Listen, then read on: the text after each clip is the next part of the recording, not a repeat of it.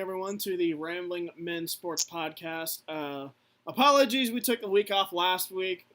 Just couldn't get our schedules right with James, and then I didn't even text him today about this podcast because we're going to be talking baseball and hockey. But I got my dear friend Stephen Copper to join me because he knows both fairly well. Our mutual friend William was supposed to be on to talk some hockey, but he ran into some problems as well at his house with his kid. Apparently Liam is giving him all sorts of trouble. But all kinds of fits, yeah. All kinds of fits, yep. But, Steven, thank you for coming on. How you doing? Yeah, man. Thanks for having me again. I'm good, brother. How you been? How's school going? It's all right. I think I have all A's so far.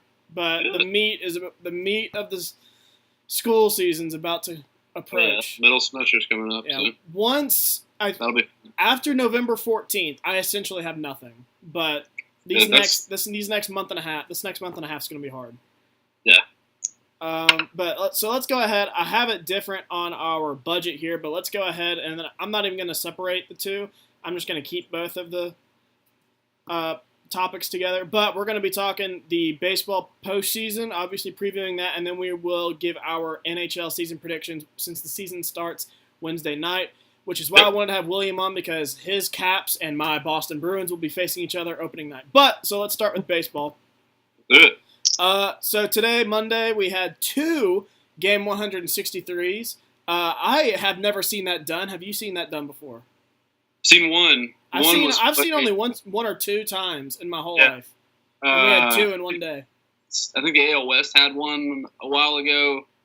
The ones I remember for sure are Colorado and I think San Diego when Colorado had won like 23 of 24 games and went to the World Series that year. That was 2007. They had Matt Holliday and then I think it was the Rangers and the Rays are in 2013, I believe. Yeah, that sounds right. Yeah, but like you said, it's only happened a couple of times. So to have 2, not only to have 2 within the same year, but within the same league, trying to figure out division winners is pretty nuts. So it was a fun day to be a baseball fan, although not so fun for me as a Cardinal fan. But yes, your team kind of I don't want to say fell apart, but fell apart toward the end of the year. Yeah, the last week of the season was not great. Losing 5 out of 6 last week will knock you out of the playoffs every time. Yeah, unfortunate. But, it seemed like a fun day of baseball. I didn't see the Rockies-Dodgers game. I was in class. But I did get to watch a little bit of the Brewers-Cubs game, which was tied up 1-1 heading into, I think, the 8th inning. And the Brewers opened it up a little bit with 2 runs and managed to hold on. Yeah, I was actually kind of the converse of that. I didn't get to see any of the Brewers and the Cubs because I was at work. But I caught a little bit of the Rockies and the Dodgers. Yeah, it looks looks like, obviously you'll have the Rockies and the Cubs facing each other tomorrow in the wild card game. We'll talk about that a little bit later. But it's an exciting time. Game 163 is, while they're not win or go home, win or go home games. It wasn't this year, particularly. But it's still exciting for. Usually it is win or go home. It just wasn't this year. It happened all 4 teams had clinched the playoff berth. Yeah, it just kind of fell that way that all 4 teams were playoff teams. They just kind of had to figure out the positioning of them. So it'll be interesting both the games actually went the way that I didn't think they were going to go.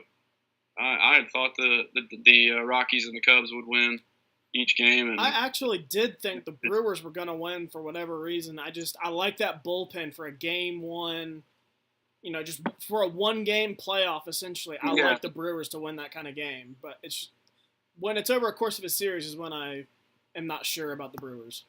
Yeah, I'm the same way. But so let's go ahead and get started then with the NL, which you said starts tonight, will be tonight by the time I release this podcast. So we got the Colorado Rockies visiting the Chicago Cubs. I don't even think the pitching matchups have been announced. I haven't checked anything. They came out. So Kyle Freeland is going for Colorado. I think he was their number one all year. I want to say he had a sub-3 ERA, which is just bonkers for pitching in Colorado. Yeah. I think he had like a 2.8, but he's going for Colorado, and then John Lester will be going for Chicago. It's not that's your one game. You want your workhorse out there. You want your ace. So both teams are putting out their ace, and it'll be interesting. I don't know if I was Chicago. I'm not sure I would have gone John Lester because while the Rockies are kind of left-handed heavy, especially at the top, they're two lefties, especially in Blackman and Carlos Gonzalez, actually hit left-handed pitching really well. So the other option would have been Kyle Hendricks, who's had an okay year or a good year.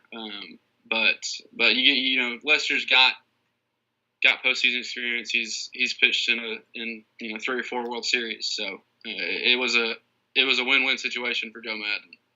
Yeah, I didn't know much about Kyle Freeland, and according to what you said, he's had a great year. All I know is John Lester in that stadium with Joe Madden and that lineup for one game. I'm going to give the edge to the Cubs, and I think I'm going to go with the Cubs. Yeah, I think. I'm still worried about the Cubs bullpen.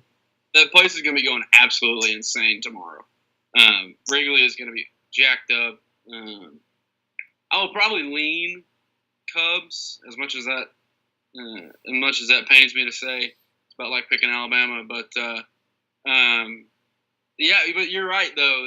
After losing Strope, I don't know if the Cubs have a reliable bullpen arm outside of Carl Edwards Jr. After Strope went down. So unless Lester can pull a Madison Bumgarner and pitch deep into the game, which against the Rockies lineup, which is stout from 1 to 6 or 7. Yeah. Down there, folks, it's going to have to be it's going to have to be a good. Lester's going to have a really good game, so it'll be interesting to kind of see how Joe Madden kind of works that bullpen that he's kind of patchworked together. Yeah. I'm going to cheer like hell for the Colorado Rockies. I don't know why. I just really like that team. I like the organization. We both, at the beginning of the season, we both really liked them and wanted to pick them bad. We said, I'm pretty sure, the Vegas over-under for win totals came out, and we both hit the over for, I think they were at 82. And we both took the over, but I don't think either of us picked them to make the playoffs. And here they are in the playoffs, and they hit the over of 82 wins. Yeah, absolutely. So, I wouldn't say they've overachieved because like I said, they're a good ball club. They just had to get some pitching, and like I said, they got some from Freeland and some other folks kind of stepping up. So, like I said, it'll be interesting. 2 aces going after it. You never know what's going to happen in Wrigley. If the wind's blowing out tomorrow, it'll be a slugfest. But which might, I don't know if that makes Colorado a little bit more comfortable. Usually playing in Cougars, but we'll see. It'll be a fun game to watch for sure. So you're taking the Cubs? Yeah, I'm going to take the Cubs, but wouldn't surprise me if Colorado pulled it out. Yeah, I'm going to take the Cubs as well. In the AL, we have the Oakland A's going to the New York Yankees. Again, I haven't checked. I haven't even seen if there's a pitching matchup out there yet. I don't think there is yet because that's not until Wednesday. Yeah. So and I don't think there is. If I had to guess for New York, there's 3 options: Severino, J.A. Happ, and oh my God, I feel like Sabathia just pitched over the weekend, so it wouldn't be him. Yeah, I would probably go Severino, even if he's on short rest. That's their ace, and he has been all season. He's kind of slacked off toward the end of the year, but it'll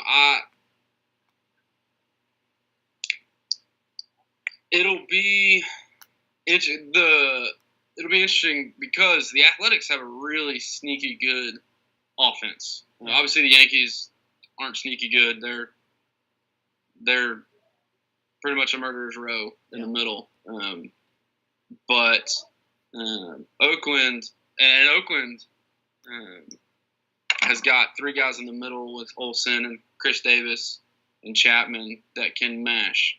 And then they have kind of adopted the modern baseball philosophy of they're going to it'll probably be a bullpen game for Oakland. They've got a really good bullpen, kind of spearheaded by Blake Trinan at the end.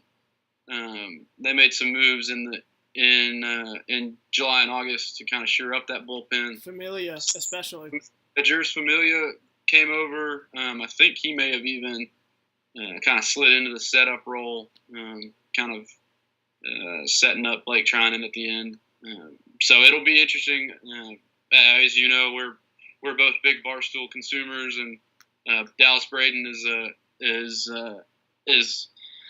riding the A's train big time. So it'll be interesting to kind of watch, because I see that game being kind of a slugfest. I do too. I think a lot of runs will be scored. I think you could see easily like a 7-6, 7-5 kind of ball game. Neither team has spectacular pitching until you get into the bullpen. Yeah, I'm going to take the Yankees, though, just because it's the Yankees. They got the bats. That bullpen is really good. I don't know why. I can't bring myself to pick the A's, and I want to. I can't do it. I'm actually going to pick the A's. Oh, okay.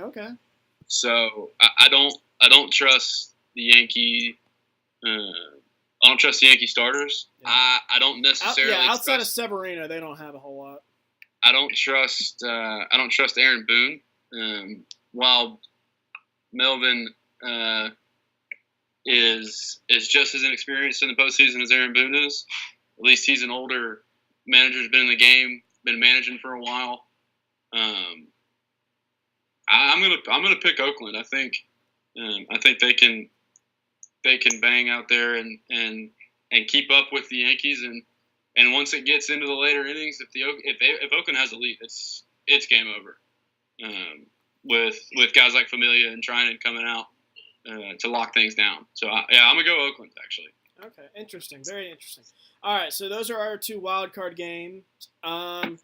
Let's stay in the American League. Let's go alphabetical here. Let's stay in the American League. So we both had different results. You had the Oakland A's winning, so Oakland will be facing the Boston Red Sox, who I thought for a while would break the single season wins record. They did not. They finished 9 wins shy of doing that. 8 wins shy of tying it. But if Boston and Oakland meet, who do you like to win that one? I got Boston. Yeah, Boston. I got Boston as well. That team, their pitching isn't the best. Obviously, Chris Sale's really good. David Price can go out there and get you 6, 7 innings. They got Craig Kimbrell in the bullpen, but this team makes a living off its hitting. Mookie Betts, J.D. Martinez, Xander Bogaerts, Jackie Bradley Jr. I can keep going, and I know I'm forgetting somebody, but just a stacked lineup. Andrew Benintendi. I knew I was missing somebody. This team, they got like 6 dudes who are hitting about probably 270 and above. Oh yeah, they are ridiculous, and their pitching is a bit suspect at times. I don't trust David Price in the postseason. He's never been a good postseason pitcher with the Rays. He had a postseason with the Tigers.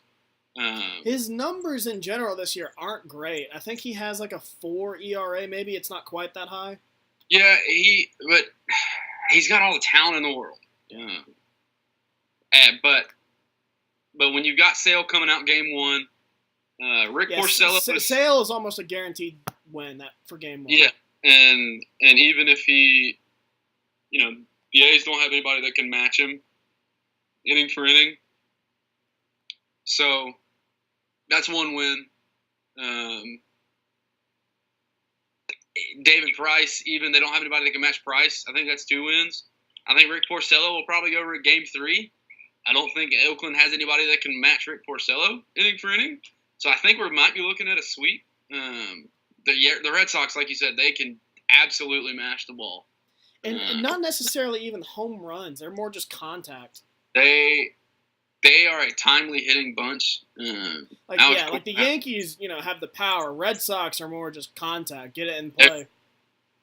I mean, they can hit home runs. Yeah, don't get I me know, wrong. yeah. Jay Martinez, Mookie Betts, Steve Pearce is a threat. Andrew Benintendi, like you said, Xander, JBJ is more of a contact, gap to gap guy. But those teams, Ian Kinsler is on that team now.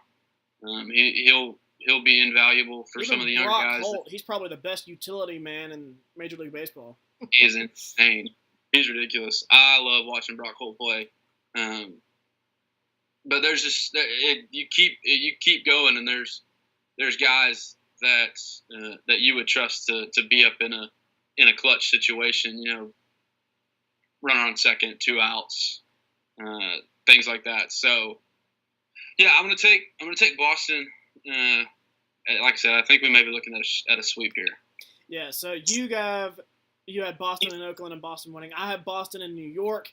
And I was listening to the Barstool guys talk today. I don't know the exact record, but I heard David Ortiz on Pardon My Take talking about how the Red Sox have owned the Yankees all year. I don't know the exact number or record, but I'm going to take his word for it. And I just think lineups are about similar. I mean, they both have so-so pitching, maybe a little bit better bullpen than starting. Lineups can mash the ball. But Boston has been pretty good against the Yankees all year. They've had their number. Obviously, they're loaded with talent. I think they're a deeper team than the Yankees. I just think they're poised to win. I'm going to take the Red Sox in about 4. I think the Yankees still won a Yankee Stadium. Yeah. Yeah, I mean, I don't see anybody. 5. I might change it to 5, but I think the Red Sox win that one. Especially if, the Red Sox and Yankees, and then a series like that with two rivals. So that'll be if that is the case, that'll be absolutely must see TV. Yeah. You won't want to miss a game of that series because they'll be at each other's throats. Yeah, that would be fun to watch. The other ALDS matchup is the Houston Astros, another team that won over 100 games this year. I think they were at 103 against the Cleveland Indians, who really aren't the same Cleveland Indians team we've seen the last 2 years. They kind of just got in the playoffs because the AL Central was so bad. They only won about 91 games. Really haven't been that impressive. I want to know your thoughts. I think this is an easy pick. I don't know about easy, but I know where I'm going. Recency bias will tell you that is an easy pick for Houston.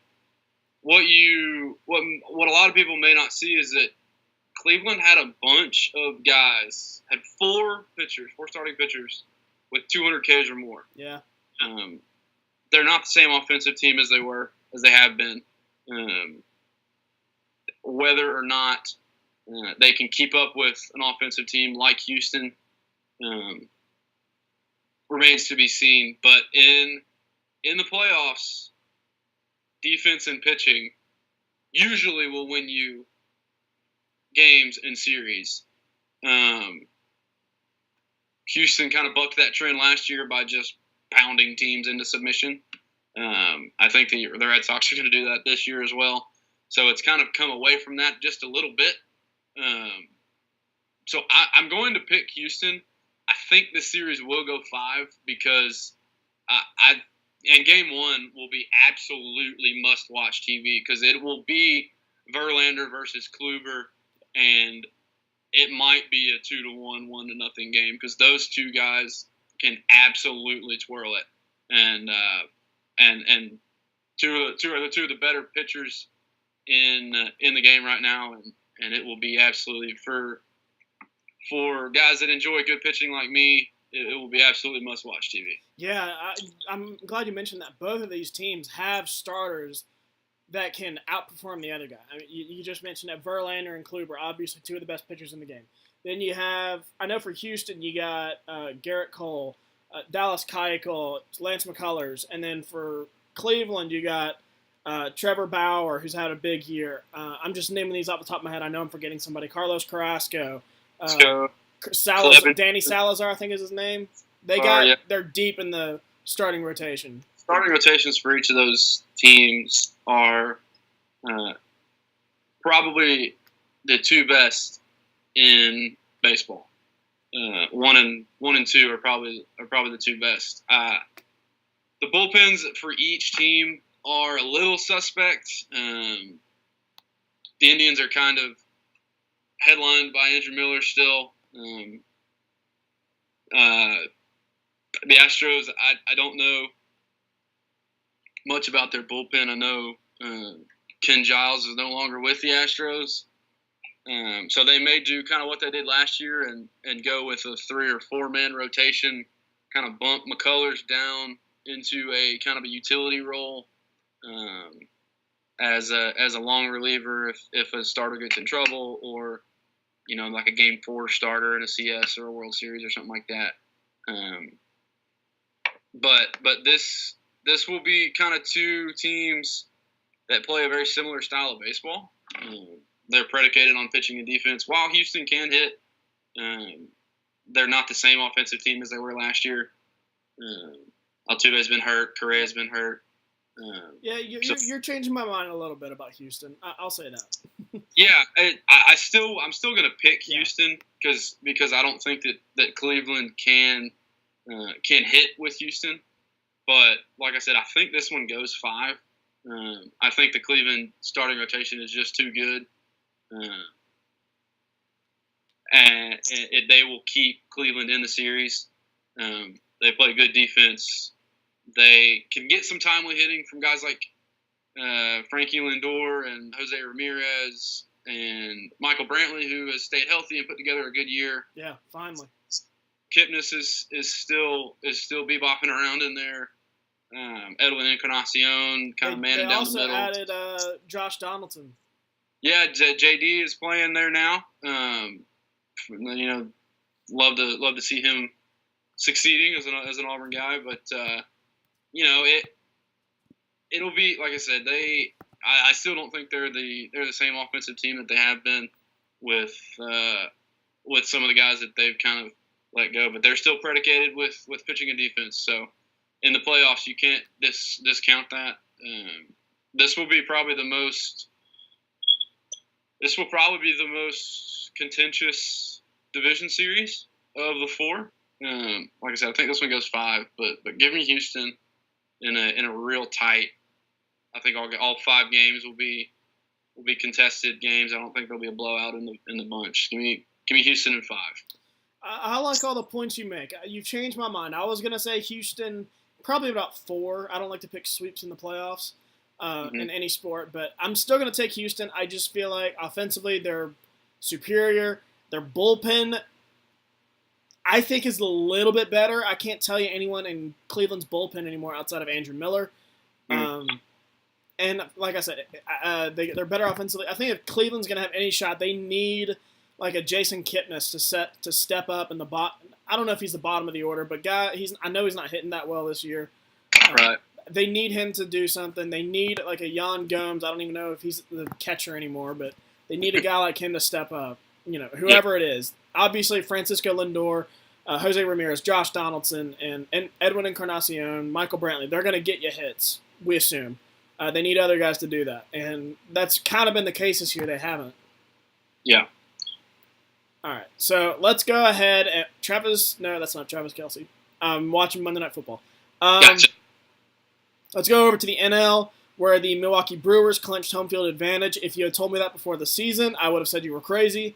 You were the one that actually did pick the Brewers to make the playoffs. I did not. I liked their lineup, but I wasn't sure about their pitching. And sure enough, they have one of the best bullpens in baseball. They do, and that's what they kind of rode to the playoffs. Jim Jeffress, Josh Hader, who may be the worst person on the planet, with his racist tendencies. I'm doing a project on athletes and like embarrassing social media posts. He's one of them. Oh yeah, I saw some of his tweets. I was like, oh my, that's not good. Yeah, that is not good. It's a bad look for him. But dude can sling it from the left hand side. And then at the end, Corey Knievel, who was kind of hurt beginning of the year, kind of rounded into shape and has absolutely dominated the last half of the year. And so that's what they kind of rode along with, like I was talking about at the beginning of the year. The top half of their order has been world beaters for them. Kane, Christian Yelich, I think he's NL MVP. I think he is too. As much as I hate to give it away from Matt Carpenter, he kind of stumbled down the stretch when the Cardinals needed him most, which seems to be Platinum Cardinals recently. But we'll digress from there before I get sad. Kane, Yelich, Jesus Aguilar, Ryan Braun, Travis Shaw, Moustakas, who came over at the trade deadline, Scope, those type of folks, Eric Thames coming off the bench. I mean, the Brewers, if they're not shut down by good pitching, can absolutely mash the ball. And they're going to be their starting pitching is their Achilles heel. Yeah. Julius Chassin and Chase Anderson are kind of the frontliners. I don't know either of those guys. Yeah, I mean, exactly. So, I mean, you look at those two names and you think these are the guys that are going to be going to game 1 and game 2. So, you think it's almost as if the Brewers are going to want to get to the bullpen just about as fast as they can. Yeah. This seems like a team. They remind me a lot of, I think, that the Kansas City Royals teams that went to 2 World Series, won one. A team that can mash the ball, not great starting pitching, but their bullpen's going to give you, probably 4 innings and succeed. Yeah.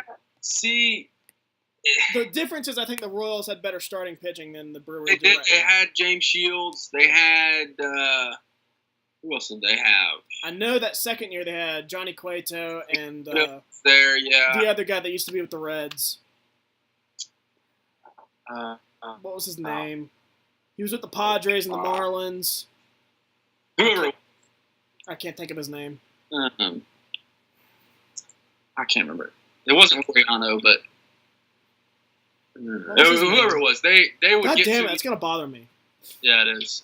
They would get to the bullpen just about as fast as they could. Yeah.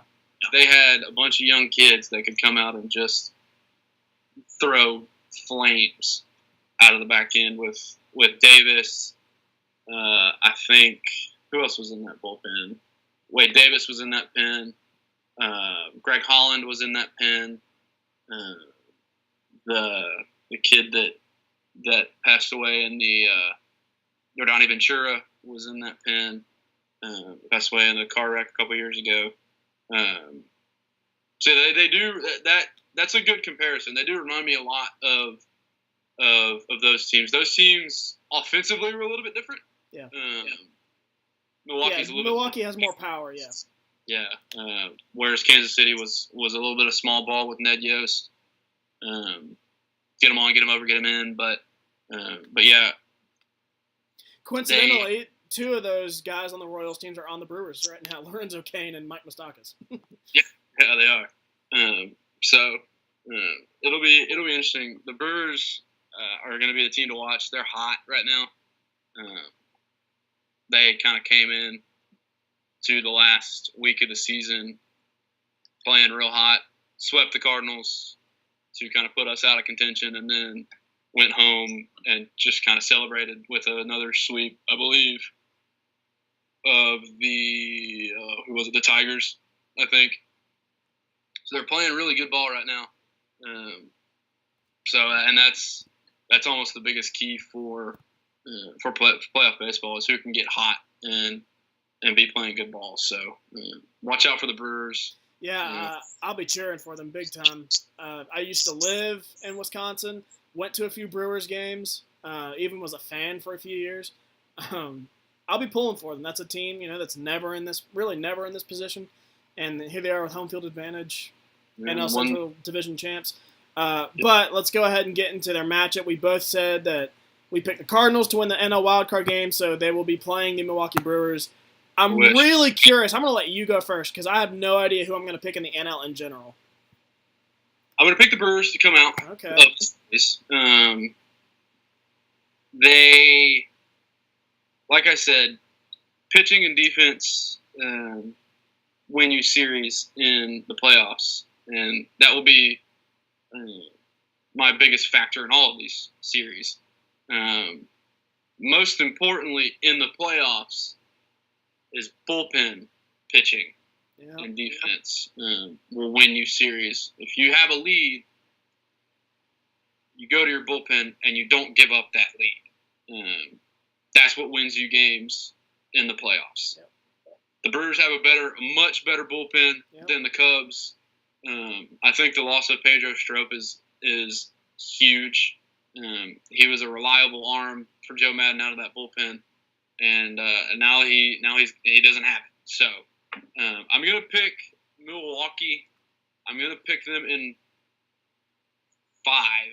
I think they'll actually go down 0-1 to Kyle Hendricks in Game 1. I think Chicago will steal one Game 1, but I think the Brewers will then rattle off 3 in a row, win 2 in Wrigley Field on the back of Christian Yelich and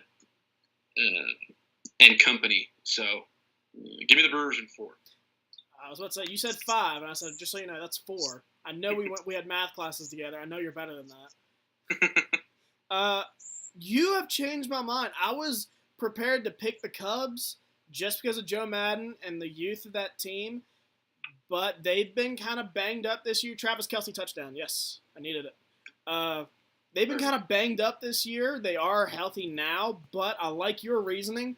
The Brewers are playing really well. They won, like you said, I think, 2 series last week, sweeping 2 teams perhaps. I don't know. And they got the bullpen. They got the bats. Only thing that's really questionable is their starting pitching, but I think that can be over. You can get by that with a great bullpen, and they have it, and obviously their offense. So I like that pick, and I'm gonna copy you and say the Milwaukee Brewers. I'm all aboard the Brew Crew bandwagon, man. I'm cheering for them hard. The other matchup is the LA Dodgers and the Atlanta Braves. I'm curious to see who you have. There's one team I like. I'm sure we're gonna have the same pick. This one's tough. Because the Braves are early. Their target was probably 2019. They have outperformed themselves. Oh shit! I'm only down a few points to William. I was down 40. Yes, I'm only down by less than a point. Yes. All right. Sorry. Continue. What? Is it Kelce that's brought you back? Him and Kareem Hunt. Kareem Hunt. Oh my God, I'm so close. And he has Denver's defense, and they just scored 3 touchdowns. Love it. Yeah, I needed it, man. I needed it. Can't be 1-3 in fantasy. Nice. So yeah, go ahead. Sorry about that. I needed a win this week too. It looks like I got it. So we're both good. Like I said, this one's tough. The Dodgers are probably the better team on paper. But I've been counting the Braves out all season, and they've proved me wrong all year. See, we've had opposite opinions on the Braves. You've always said, I'm not sure this team can hang in all 162 games. And I was the one, for whatever reason, I said, no, I think they got it. And sure enough, they have. You were beating that drum all season, and I for whatever reason, I wasn't. I didn't believe in their youth. I didn't believe that their pitching could hang on. See, I just thought they're young, but they also do have some veterans. I know Freddie Freeman is a veteran. It's not like he's Big Poppy that was there for 15 years. He's been there 6 or 7 years, and is a great player. But they are very young. I know you. Yeah, and this is the series, the one series that I have had the most problems with. Kind of trying to formulate an opinion on. I mean, you look at just star power. You got Manny Machado, Justin Turner on the Dodgers, but you can counter that with Freddie Freeman, Acuna, Albies, Inciarte, Markakis, whoever you want to pull in on that side.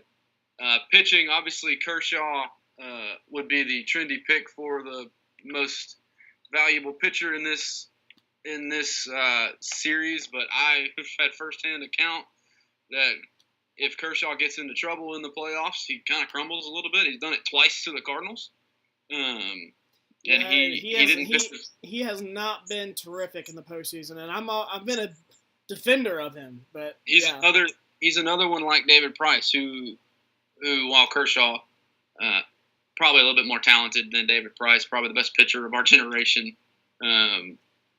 or close to it.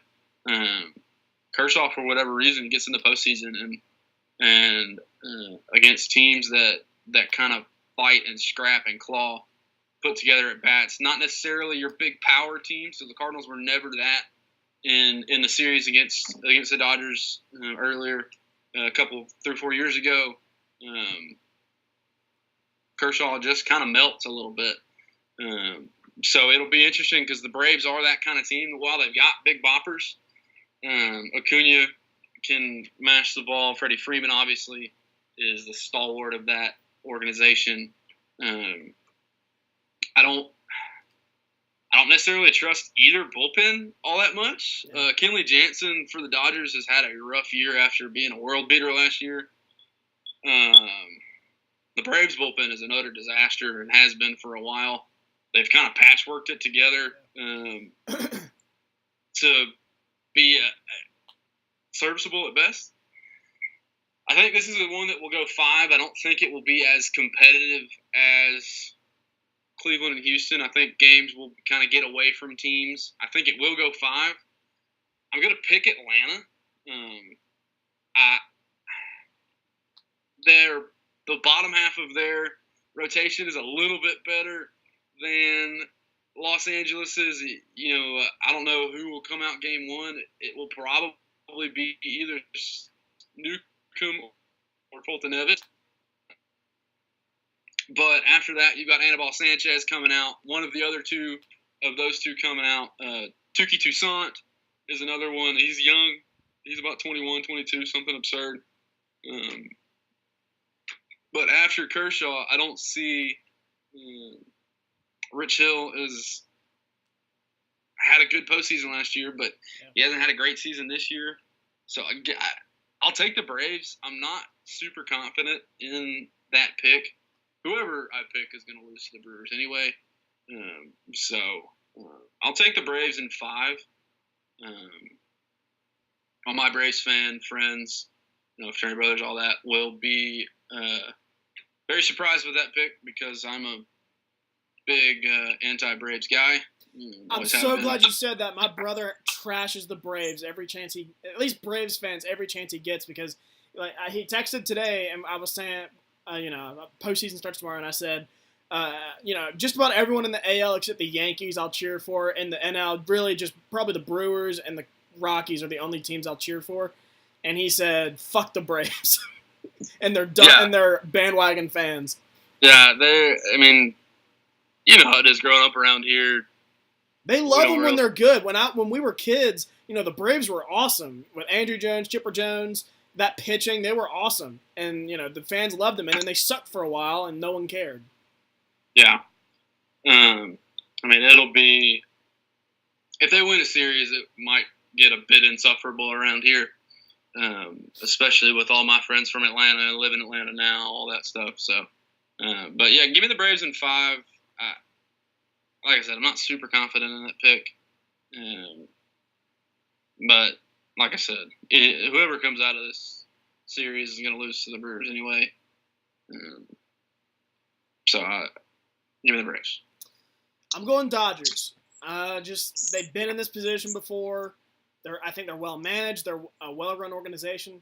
I think they will find a way. Again, kind of like you, I'm not really that confident in it. You make a lot of good points about the Dodgers. They don't really have anyone in that starting rotation outside of Kershaw. Maeda is okay. Rich Hill's okay, but they're old. I don't know about Maeda, but I know Rich Hill's about 1,000. Their bullpen has been shaky. Kenley Jansen's been banged up. But I love their lineup. Dozier, Machado, Muncy, Bellinger. They are just deep. What's his name? Puig and Kemp. I can keep going. Justin Turner. They're just deep. And Jock Peterson. Just a deep team. And the problem I have with the Dodgers is Turner was gone for half a year. He hasn't really put it together yet. Machado's having an absolute monster season, as he usually does. Max Muncy is having an absolutely monster season, kind of breakout season for him. But you look down the list, Dozier has been having a down year. Yeah, that's true. Puig is having a down year. Jock Peterson's having a down year. Cody Bellinger's having a down year. Like you said, they have all the talent, almost 1 to 8 in the world. It's tough. Good pitching, good hitting doesn't always beat good hitting. Good hitting doesn't always beat good pitching in the postseason because things are magnified and you can't get away and steal games by just mashing the ball and beating everybody 10-9 and things like that. You're gonna have to get good pitching at some point, and like you said, outside of Kershaw, who himself doesn't have a great postseason resume. I wouldn't trust many folks, if any, with the ball for the Dodgers. So, like I said, this is the toughest one for me to pick. Sorry, that's my fiance trying to call me. That's fun to say. I haven't said that in a while. Like I said, I don't know if I trust anybody outside of Kershaw to make a pitch for LA. So give me Atlanta. Like I said, not super confident in that. Get that first down, yes.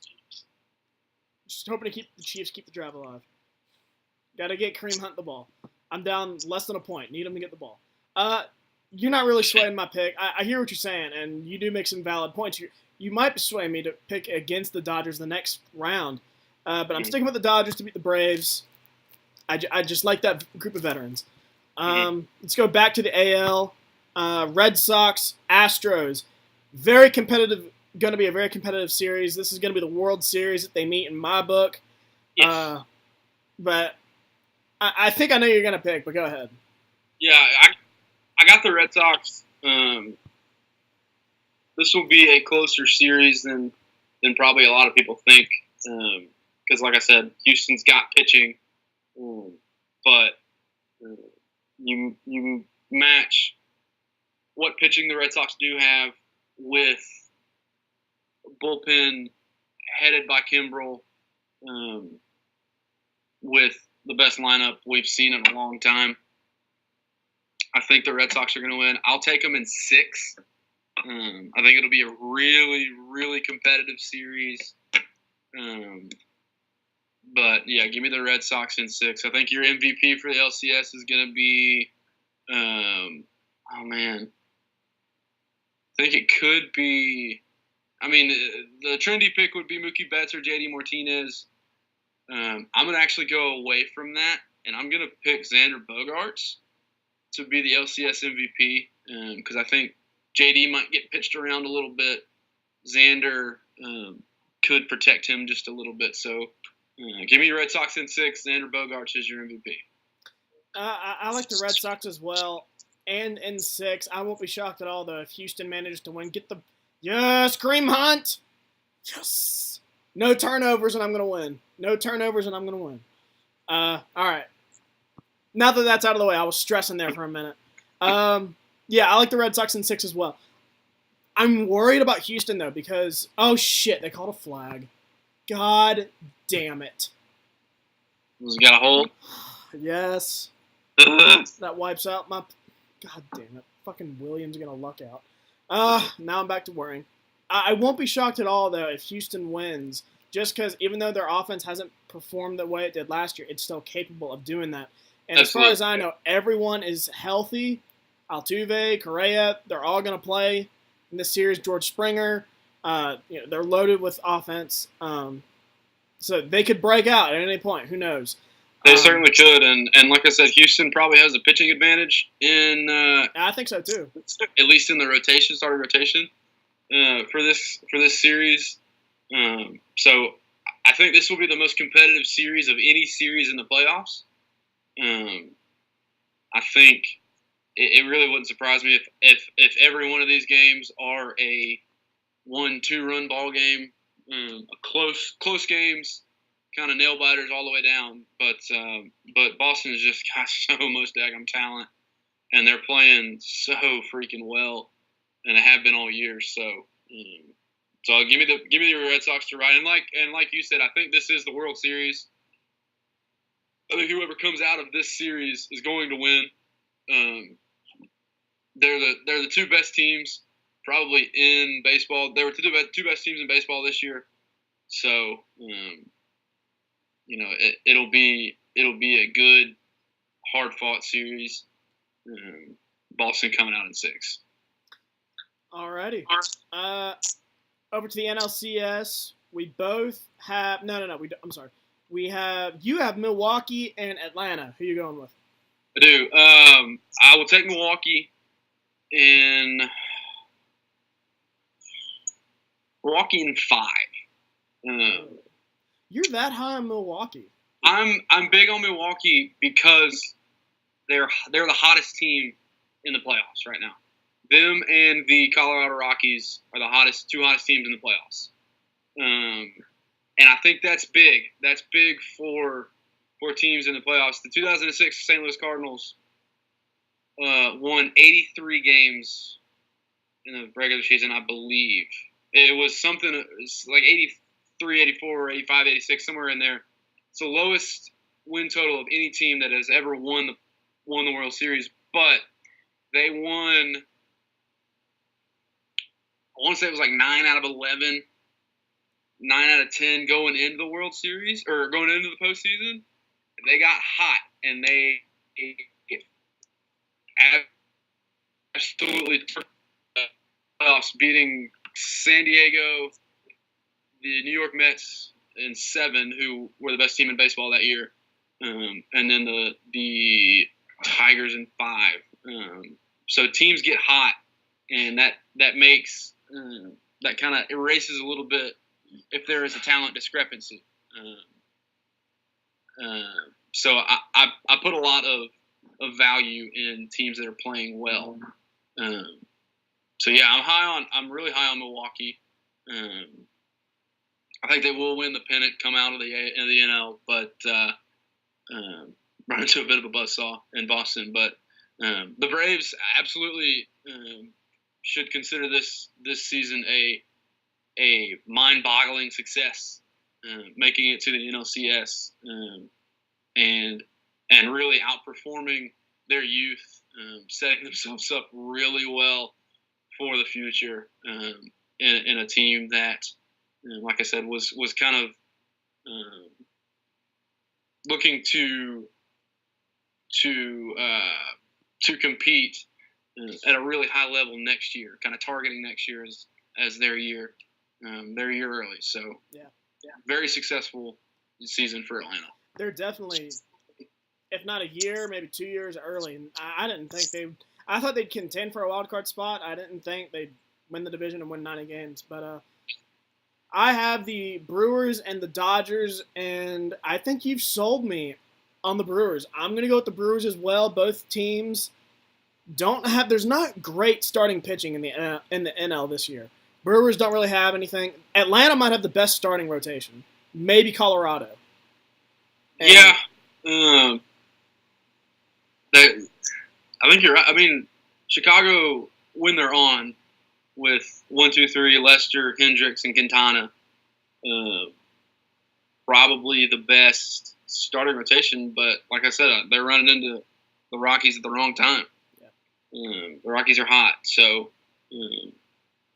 all the pitching and really the World Series contenders are in the AL. But anything can happen in October. This is going to be the NL is going to be bullpen and hitting centric. Most of the teams are kind of built that way, so it'll be interesting to watch. It'll be a little bit different than a normal postseason where it's kind of built around pitching and defense. But like I said, the NL's kind of been wide open this year. It'll be interesting. Yeah, I'm gonna take the Brewers. You've kind of sold me.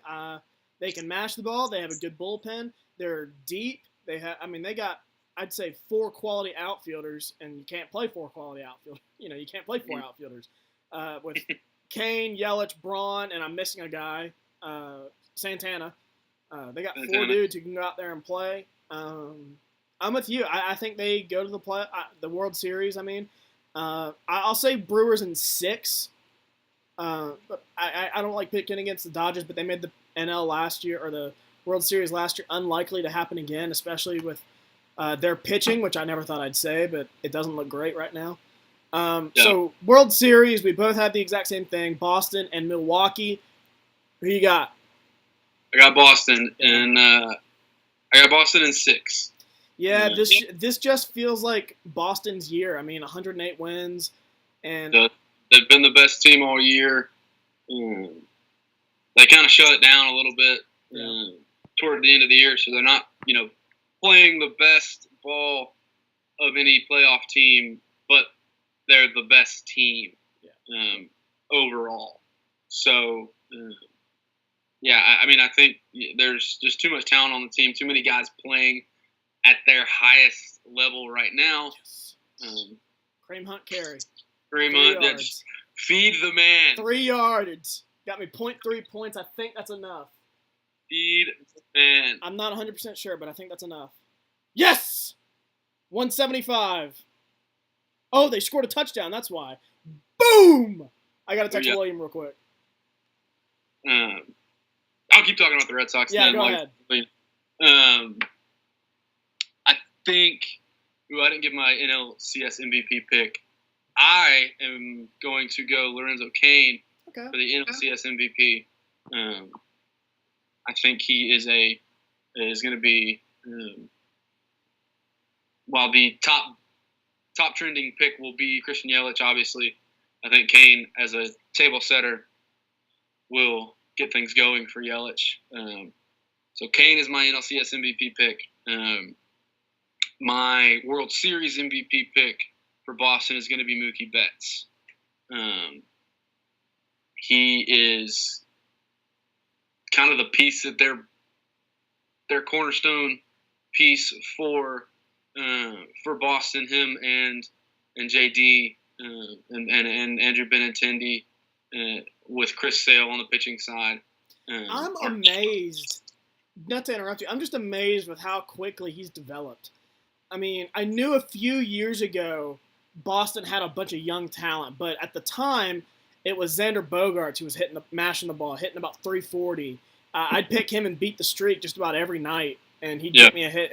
And then Jackie Bradley Jr. I know had a 30-game win streak at one point, and I knew Betts was pretty good, but I hadn't really seen it out of him. And then this year he's hitting almost 350. Yeah, he has developed into exactly what Boston needed after David Ortiz retired. He is their clutch hitter. He's the hitter they most want up in the postseason or in a clutch spot. I think was big. He moved from second base out to the outfield, which is, I think, more of his natural position. I think he was kind of forced into second base at the beginning of his career because that's kind of where the hole was when Pedroia was hurt, which tends to happen a lot now since he's 112 years old. But yeah, Betts has really flourished in the past couple of years and seems to be only getting better. So I think he'll add a World Series MVP trophy to his already growing list of accomplishments. He's in the running for the MVP this year, although he kind of has to fight his clubhouse mate there with JD Martinez. But yeah, I think Betts will be your World Series MVP. Yeah, and I'm going to say the same thing, not to be boring, but I had in my blog originally, I had Mookie Betts for the MVP. He's going to be the AL MVP. He's balled out all year, unless he just doesn't, just struggles in the postseason. I don't see why he won't win that. It could be JD Martinez as well. They have so many guys that could be the World Series MVP, but I'm going with the Red Sox as well, as I mentioned. It just feels like their year. They have just enough pitching. It's not a lot, but it's enough. They make their living playing defense and mashing the ball, and that can result in wins. And it's not like they have terrible pitching. They had two good starters, and their two good starters are better than Milwaukee's two good starters. Milwaukee's bullpen is a little bit better, but I think by then, Boston might have a lead at that point. Yeah, Milwaukee to win the series will have to turn it into a bullpen series. Not just bullpen game. It will have to be a bullpen series. They're going to have to jump quick, I think, on Chris Sale and those starters and get to their bullpen while they have the lead. Exactly. They would have to get out to a lead and kind of hand the game over to Jeffress and Hader and Knievel, those folks out in the bullpen. So, and I don't know how easy that will be with Sale and Price and Porcello. That Boston has a knuckleballer coming out that they can throw. Stephen Wright, is it? Or I don't know if his name is Stephen or not. Right, sounds right. Coming out. I felt like they had a fourth guy. I could be wrong. Yeah. I couldn't tell you, but I feel like they do. Nathan Eovaldi. Yes, that's who it is. Eovaldi, that's it. He came over from. I couldn't tell you where he came over from. I thought it was Tampa. It may have been Tampa, but since he's come over, he's pitched really well for Boston, and it will be interesting to see that. Boston in 6. I agree. It's kind of boring. We both kind of had the same picks. You did talk me into some of them though. I originally had Boston and the Cubs, and you have talked me out of that. I'm not sure about the Cubs, but my thing with the Cubs, I will never pick the Cubs. That's kind of a pride thing. Same reason. It pains me to do that. So. Pride. That's funny. I just told William the other day he wants to get. We've already set up our NHL TV for the season. And he wanted to send me money to do it because I don't have any money right now. I get paid Friday. And he was like, why don't I just send you money and you can pay me back? And I said, no, I'm not going to do it. And he was like, why the hell not? And I was like, I got too much pride, man. I was like, I don't like taking money from my parents. I'm not going to take money from my friends. Too proud. Yeah, I'm too damn proud. Let's about that. It's bad. Let's switch gears to the NHL. Kind of a good segue here. Let's go ahead and start some of the big moves that have happened recently, and we haven't had the chance to talk about it, is the Sharks trading for defenseman Erik Karlsson, probably one of the best defensemen in the NHL, was going to be one of the top free agents on the market next year. They get him, and they are loaded now on the defensive side, and they they extended Logan Couture, and Evander Kane. They brought back Brent Burns. They have a team, I think, that is poised to win this season. And the other team that made a big splash was the Vegas Golden Knights, getting Max Pacioretty from the Montreal Canadiens to really beef up their offense after losing James Neal and getting some depth on the wing. Yeah. And I don't know how much you could talk about hockey. William is okay, but I I can talk about the Blues. I can talk about the Blues. I can talk big, big news. I thought Joe Pavelski was still playing for San Jose. I guess he's not. I think he's still there. He may be down the line. He's still there. I just didn't mention him. But yeah, I mean, Vegas has my favorite hockey player of all time. A former Stastny. fourth line. Do what? Stastny. No, not him. Close. You're close though. It is a former St. Louis Blue. Ah. Obviously, that's kind of my specialty. That's kind of the only team I watch. Overthrew him. Former fourth line left winger, former enforcer for the St. Louis Blues, Ryan Reeves. Yes, Ryan Reeves is my absolute favorite hockey player of all time. There is my favorite hockey moment of all time involves Ryan Reeves and a fight that he got in with the Chicago Blackhawks in a postseason series where he absolutely beat the brains out of who was it? It was one of their big defensemen. Can't remember who it was, but after the fight, as he's skating off into the penalty box, he looks at the bench of the Chicago Blackhawks and blows him a kiss. And it's maybe the best hockey gif of all time. It's incredible. So Ryan Reeves is my favorite hockey player of all time. I want him to come back to St. Louis so bad. But I do like the Golden Knights, obviously coming out as a expansion team last year, shocking the world and making it to the Stanley Cup Finals was something that was probably one of the biggest stories in sports last year. Yeah. I don't see a reason for them not to compete for that again. I don't think they'll make it. But it's hard to do, man, and especially in hockey. This is like baseball. This is just it's a weird sport. It really is. And they did kind of regress a little bit, like you said. I believe losing James Neal, is that right? Yeah, that's why they added Pacioretty. Pacioretty for James Neal. I think that's a bit of a downgrade. Not much, but Pacioretty is a good player. But James Neal, if I remember right, was kind of the heart and soul, or not heart and soul of the team because they're a year old. But he got off to a hot start and then he cooled off. I think he only finished with maybe like 50 points. And he had a stretch where he was scoring a goal like every game for a 3-week stretch. Yeah, 2 games, yeah. But yeah, the obviously the John Tavares move in the East was a big one as well. I don't think we talked about him, but yeah, John Tavares going to the Toronto Maple Leafs, which I hate. Obviously, our Barstool thing, Frankie Borelli is a big Islanders guy, and that was during funny. that whole situation, Frankie watch. I think it was Frankie watch. Frankie. Yeah.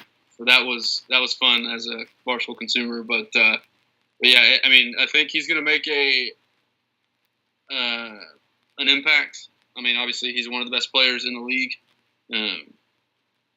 That's going to be one of the big moves in the East. Is Tavares kind of shifting the power a little bit in the Atlantic Division.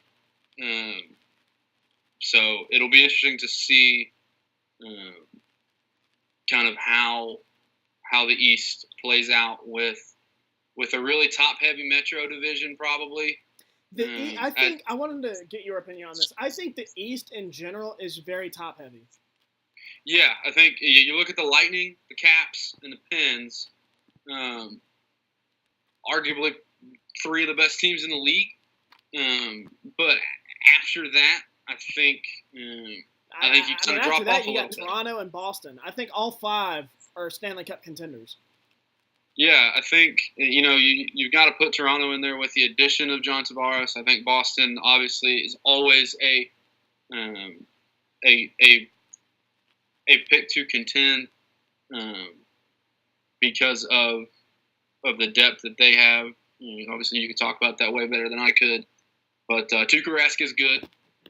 I'm when I get paid Friday, that's the shirt I'm gonna buy. Tuukka Rask is good. Tuukka Rask is good. Tuukka Rask is good. But yeah, I mean, I think. Just I agree not to with interrupt you, but I was listening to KFC radio one time, and they had Joel McHale on from our show Community. And yes. They were talking about that, and then they were talking about how they took him to the gift shop after they did the interview. And he was like, yeah, I want to get me something Barstool related. And he went in there, and the first shirt he saw was Tuukka Rask is good. And he saw it, and he was like, Tuukka Rask is good. And KFC said, you're goddamn right he's good. Fights was like, you're damn right he's good. Fights wasn't even there. Just he's been around Fights so long and heard Fights' argument for how good Tuukka Rask is. KFC bought in, and then when he said that, he was like, you're goddamn right he's good. Well, KFC, poor guy, is a Rangers fan, I believe. And I think he's Islanders. Not as much as Borelli. I could be wrong, but I think he's an Islanders fan.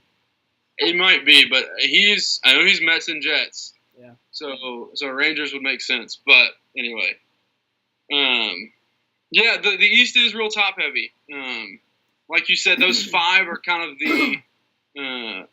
the front runners for the Stanley Cup in the East. So it'll be interesting to kind of see how the power shifts with the moves that were made. Especially, like I said, the Tavares trade. So I think the West is more rounded as a conference. Yes. I think there are more good teams in the West than there are in the East. I think in the West it comes down to it's probably around the same number, about 5 or 6, but there's also some. It's just deeper with teams that could get into the playoffs. I don't see that in the East. Right. I totally agree with you. In the East, I see obviously there's the 5 teams that we mentioned that are Stanley Cup contenders, barring injury: Tampa, Toronto, Boston, Washington, and Pittsburgh.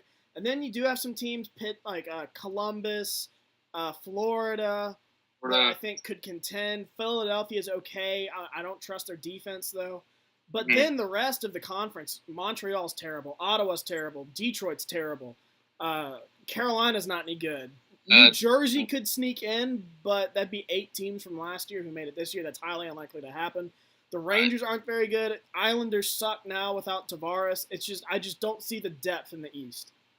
Yeah, I totally agree.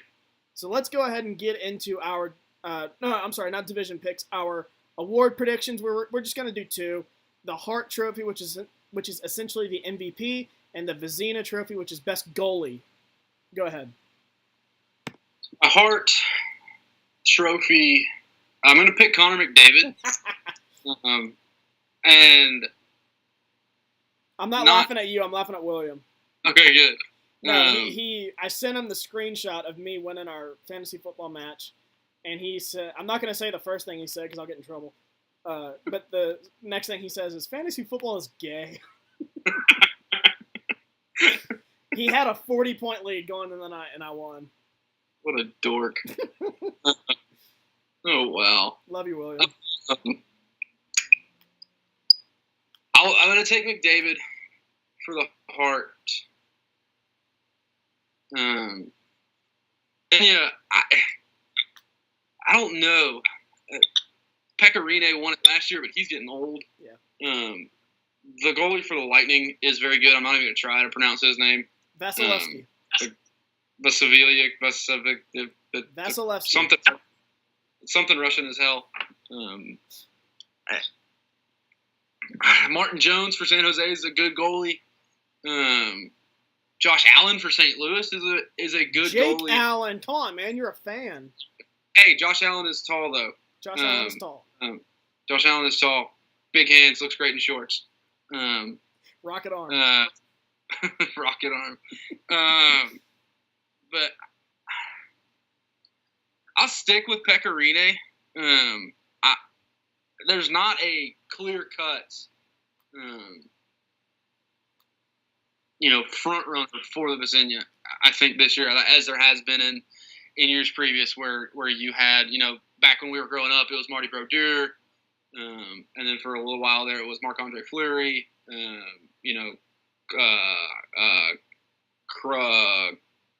Who was a Chicago goalie? Corey Crawford, or Corey something or other. Jack Crawford?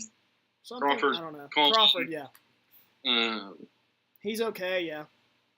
I mean, he's getting old, but give me Pecorine for the Vezina. Like I said, there's not a or the Lightning's goalie. Like I said, I don't think there's a clear cut front runner for that award. So I think it may go to the goalie that puts together a season where he's hot and he's making big saves all year. William, even though he couldn't join us, he did send his picks. He says the Hart goes to – wow, we're going to have a clean sweep. Hart goes to Connor McDavid. Vezina goes to Braden Holtby, his Washington Capitals goaltender. Of course. I'm going to go with Connor McDavid as well for the Hart.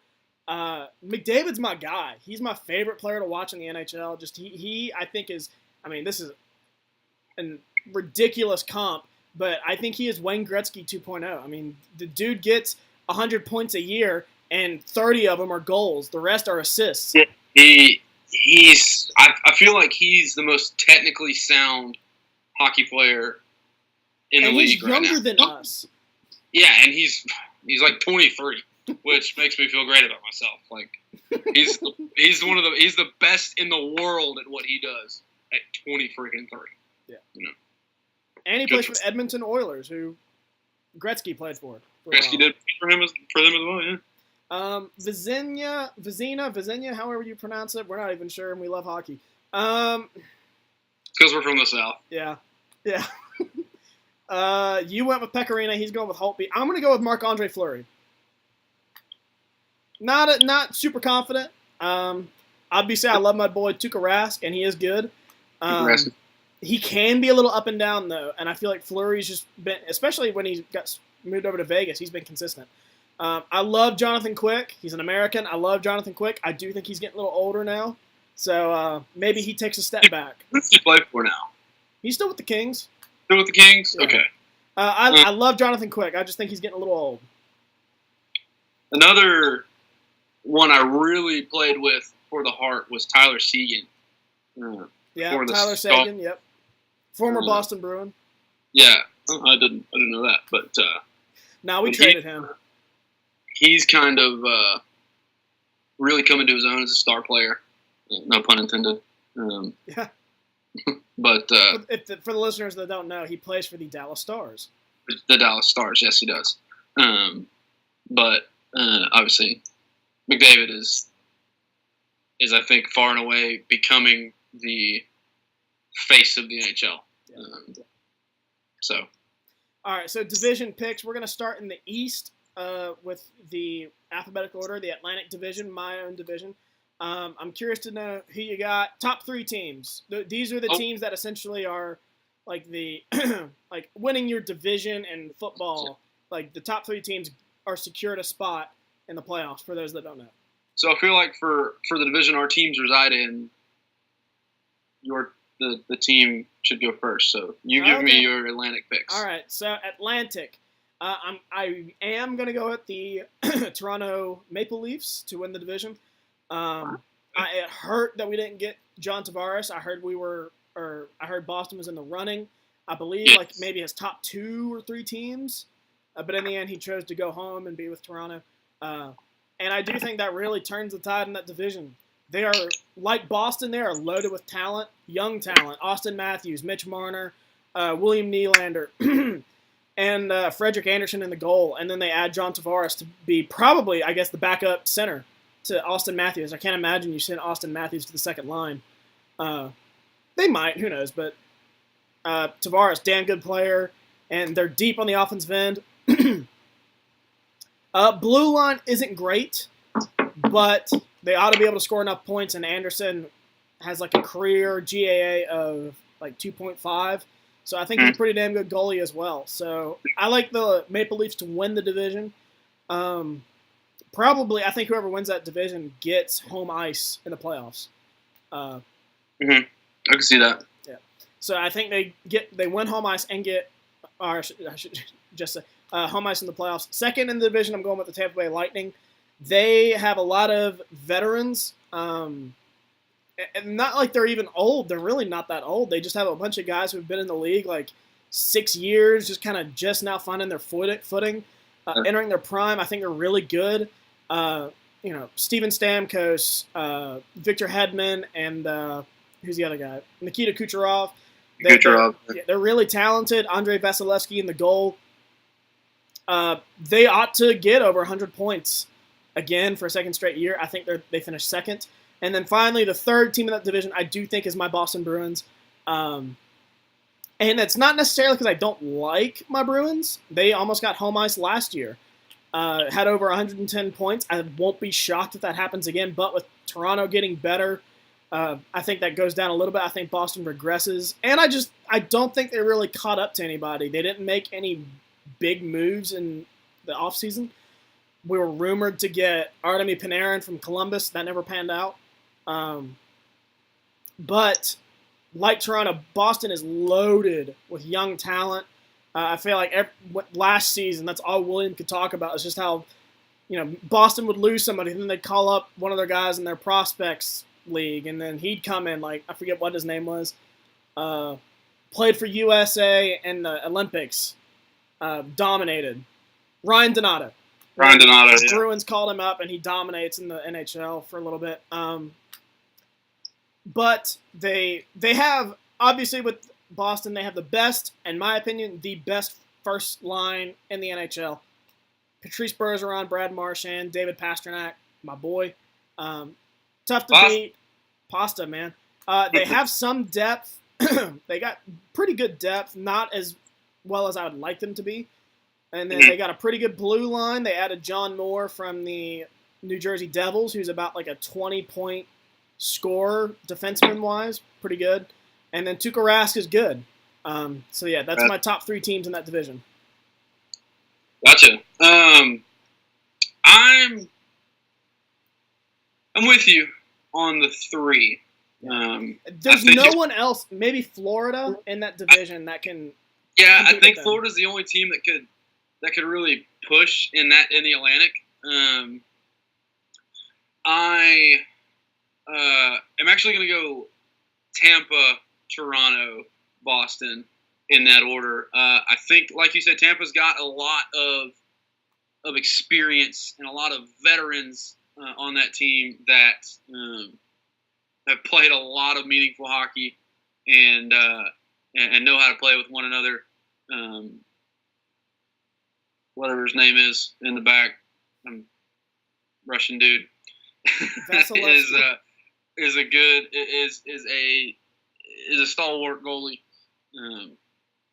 and like I said, Boston has talent out the yin yang. They're young, but they've still got Chara. They've still got Brad Marchand. I didn't even mention Chara. He's kind of hard to miss him. And I'm wearing his jersey. He's like T-shirt jersey.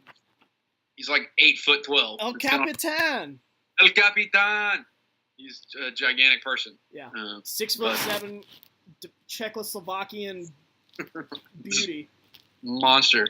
Like you said, that first line is probably one of the best in hockey. So it'll be interesting.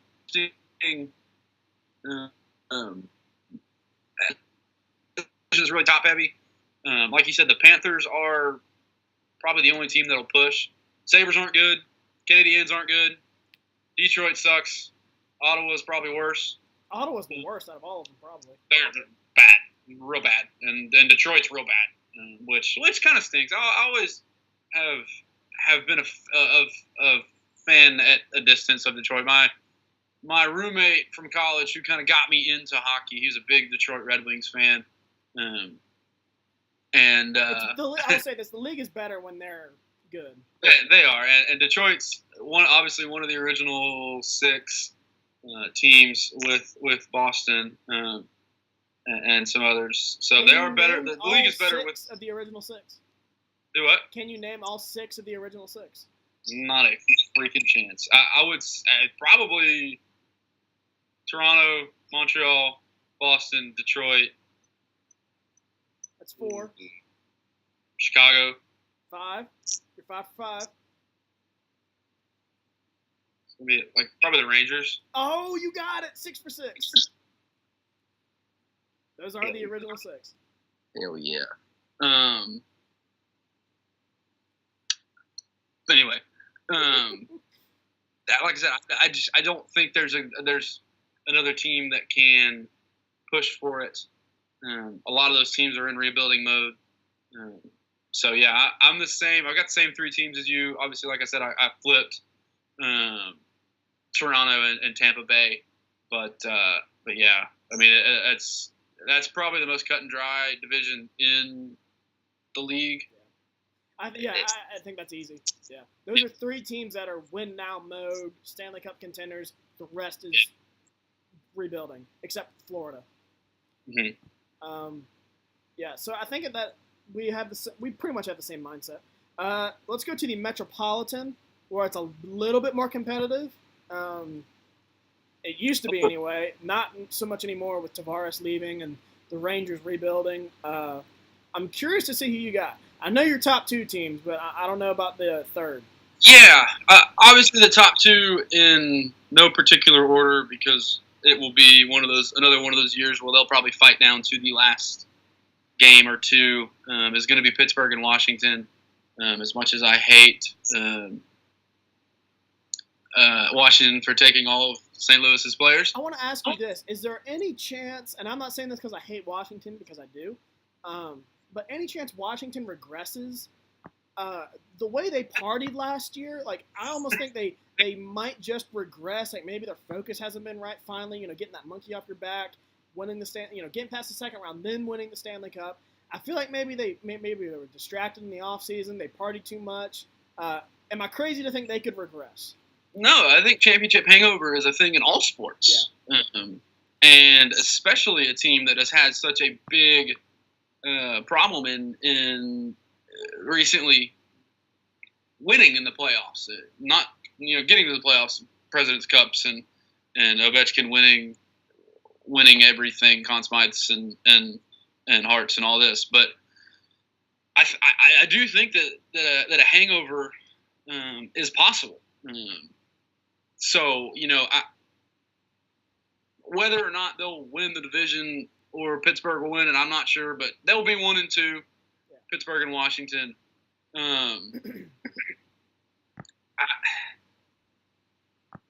I said, the East I'm a little bit shaky on. I don't know as much about the East as probably you do, but I'm going to go Columbus for the 3rd spot. They kind of I feel like they kind of surprised people last year, and I think if I'm remembering correctly, they either made some moves or didn't lose their key players at least. Not that I know of. So I'm gonna pick Columbus as the number 3 out of the Metro, leaving room for Philadelphia as the other.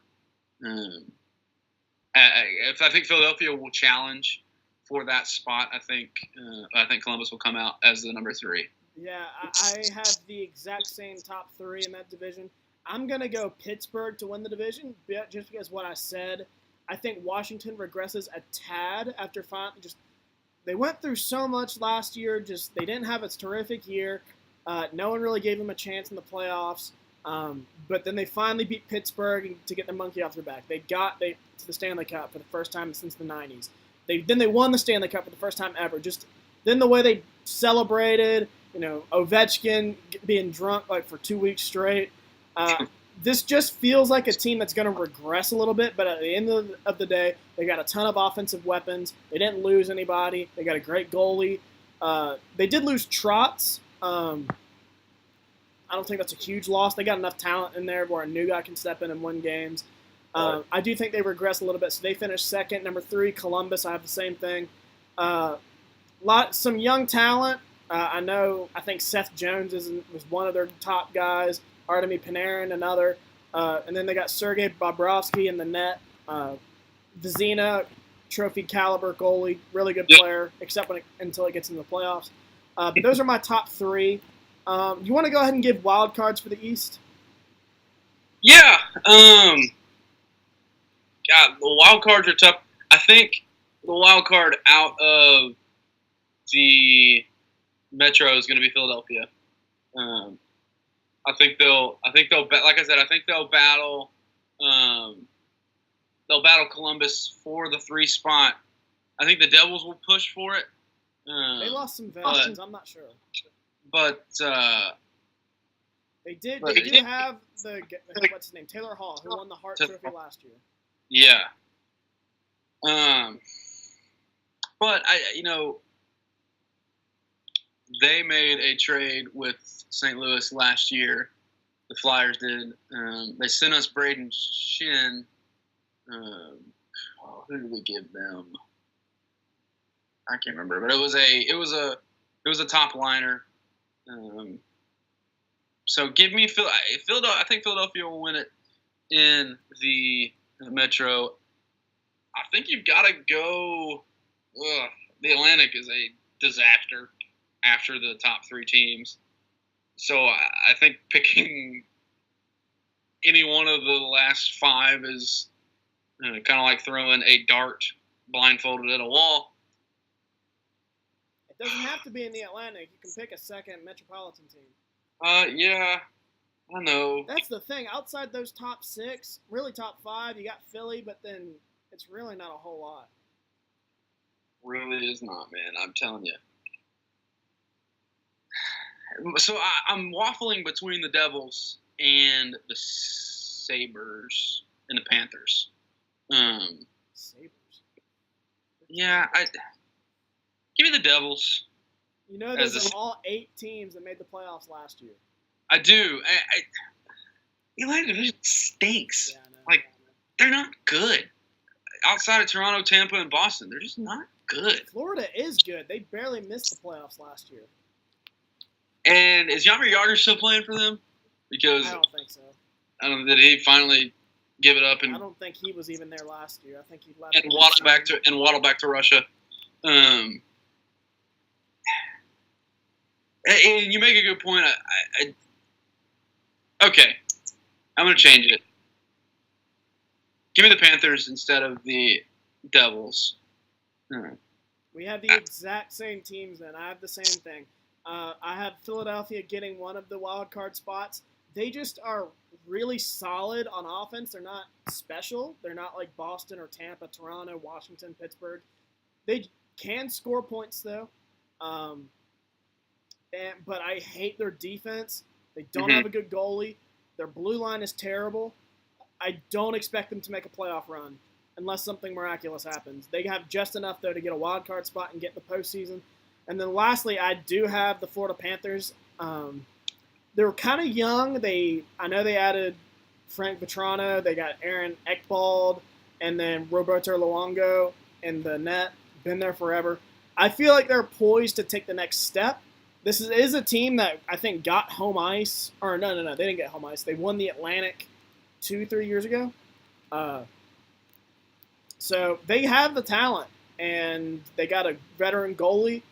I think they take the next step and get back to the playoffs. But like you said, I don't like anyone in the East. New Jersey's okay, but they lost some guys. My dark horse is the Rangers.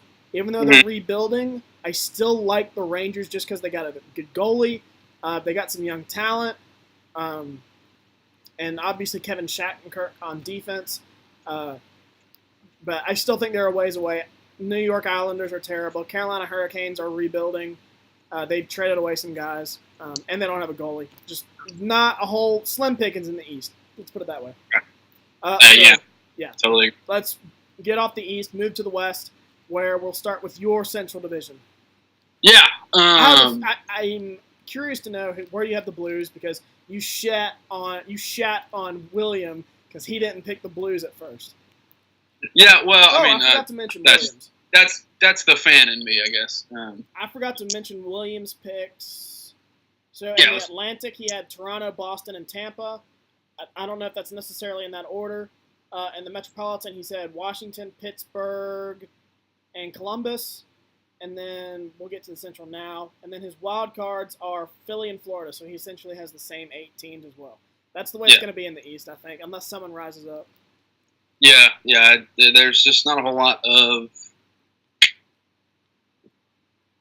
competition, I guess, in the East, and it's top heavy. So the Winnipeg Jets are a very trendy pick in the Central. I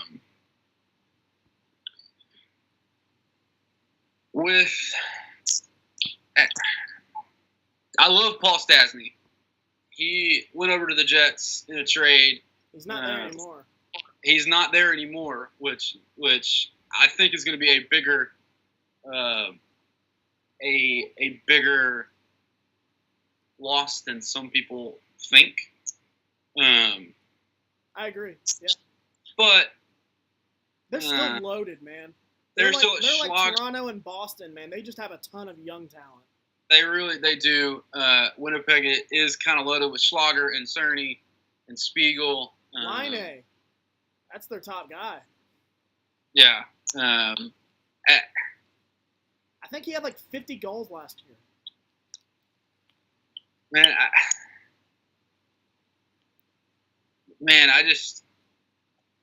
It's tough for me to pick against Winnipeg. So I'm going to go Winnipeg 1. Even though, like I said, I think the subtraction of Paul Stastny is going to be a lot bigger than people think it is. He was for St. Louis, he was a glue guy in the middle. Yeah, he's not a bad player stats-wise, but he is a glue guy. He's the veteran that you want in the locker room. Yeah. Like I said, I think he's going to be they're going to miss him a lot. They've got a good goalie in another name that I'm not even going to try to pronounce. I don't even know how to pronounce that name. Helibayuk is the closest I can get. So I'll go Winnipeg 1. I'm going to go St. Louis 2. I think it will be close between St. Louis and Nashville. Nashville is going to be my number 3 because I don't think that Dallas has enough star power or has enough offense to compete. And I'll kind of get to why I think that in just a second. And then Minnesota has kind of regressed a little bit. Yeah. I really don't like Minnesota this year. And then Colorado kind of snuck up on people and beat us in a winner go home game in Game 82 last year. And then Chicago was an absolute dumpster fire and in complete rebuild mode. But to get back to kind of the top, St. Louis made a lot of. We're very active in the offseason. Added Ryan O'Reilly to shore up. He'll probably go on the top line. He might go on the second line with Tarasenko and Jaden Schwartz, because the top line will be Shen and oh my God. Anyway. Don't even know. It's bad. Patrick Maroon was another big one. I love Patrick Maroon. He was a real low value pickup. He is a St. Louis kid.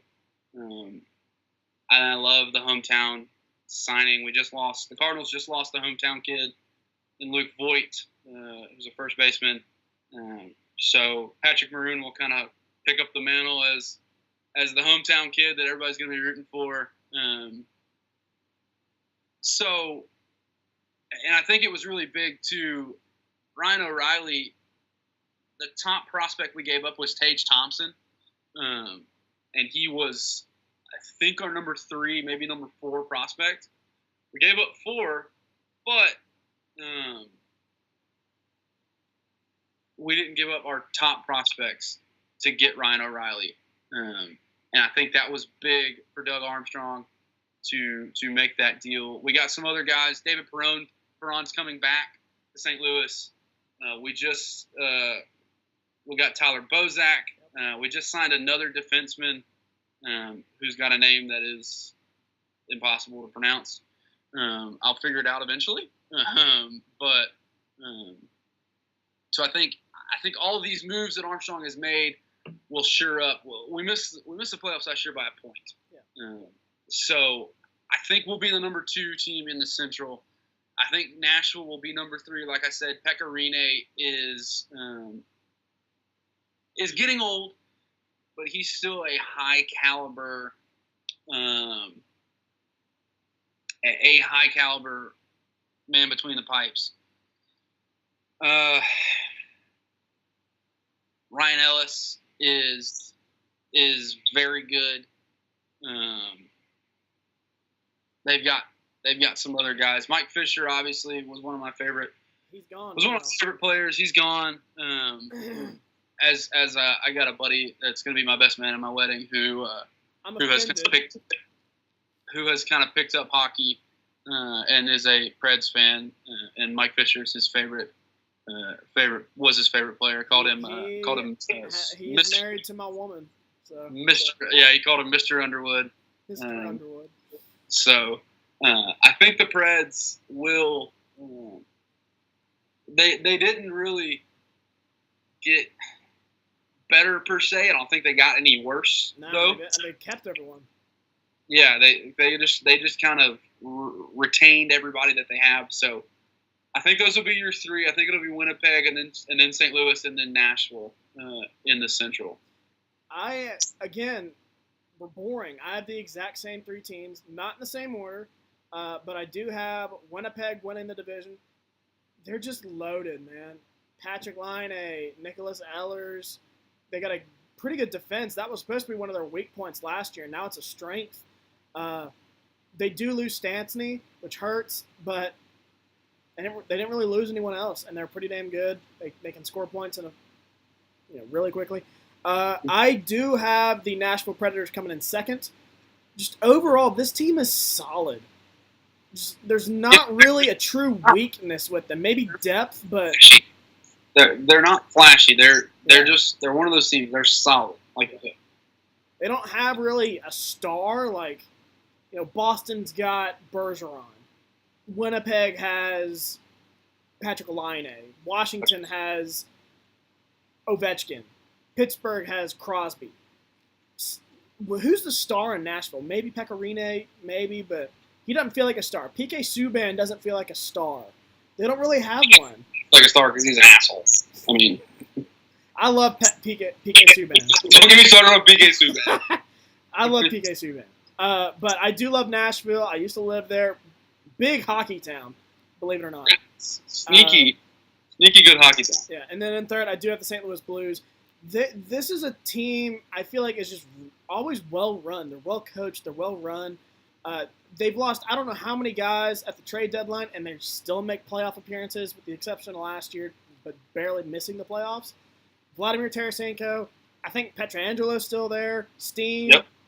Shin. Yep. They got some dudes. Jake Allen in the net. They got some dudes. Then they add Ryan O'Reilly, Patrick Maroon, the other guy you just said, Tyler Bozak. They got some guys. They really improved. That was their issue, I think, last year was offensive depth. They tried to fix that, and I think they have fixed it for the most part. I'm sure it's still not great. But Ryan O'Reilly really helps. He's a good player. Patrick Maroon helps. He's a nice veteran. Tyler Bozak can get you some pucks in the net. They are a whole lot better on the offensive end than they have been for a long time. I think the biggest regression they're going to make, I think he played third, maybe fourth line, but Vladimir Sobotka went back to Russia to play in the KHL, and he was a big part of the third line and sometimes the fourth line, depending on who was healthy and things like that. Sobotka was a playmaker. He wasn't a great player. He wasn't a star. He wasn't a Vladdy or like you said, a Steen, a Shin, a Swartz, those type of flashy players. But he was just solid, and I think he'll be missed a little bit. I think the additions of Riley and Patrick Maroon will help. one of my favorite players right now is Colton Parayko. He's kind of the leader of the second line on defense after Pietrangelo, obviously coming out on the first line as the captain.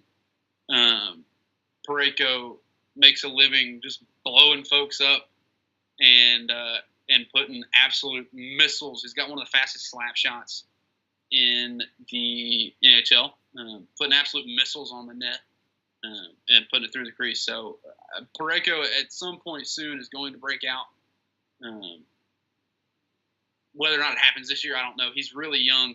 He's probably our age, maybe a little bit younger. But I would be remiss if I didn't mention Sobotka leaving, because I think that is a big kind of overlooked subtraction from last year's team. Let's go ahead and move over to the Pacific Division, which is pretty. Both of these divisions are really competitive. But I'm curious to see who you have in the Pacific Division. I think Vegas won it last year, breaking the Anaheim Ducks streak of like 4 years in a row. I think that well. But yeah, who do you got? Yeah, I think the Pacific Division might be the most competitive division of the four. I think there are 5 teams that could realistically compete for the top 3 seeds or the top 3 positions. I'm gonna go San Jose 1. Like we said, I think they're one of the most well-rounded teams in the league. I think their additions in the offseason of Carlson and the like really kind of shored them up as as a Stanley Cup contender. I'm gonna go Vegas 2. I don't think last year was a mirage. I think they're a good team. It'll be interesting to kind of see how they bounce back from what most consider to be a overachieving season last year. Like we said, they didn't really lose anybody besides James Neal. Kind of replaced him with Pacioretty. So I think Vegas will go 2. Give me LA 3. Like we said, I think Jonathan Quick is one of my favorite goalies in the league. Obviously, the U.S. angle is big there. I don't think they lost anybody, if I remember right. But I think goalie play is big in the NHL, obviously. So, and they've got one of the best. So, I think LA's 3. So I forgot Williams' picks. In the Central, he has Nashville, Winnipeg, and St. Louis.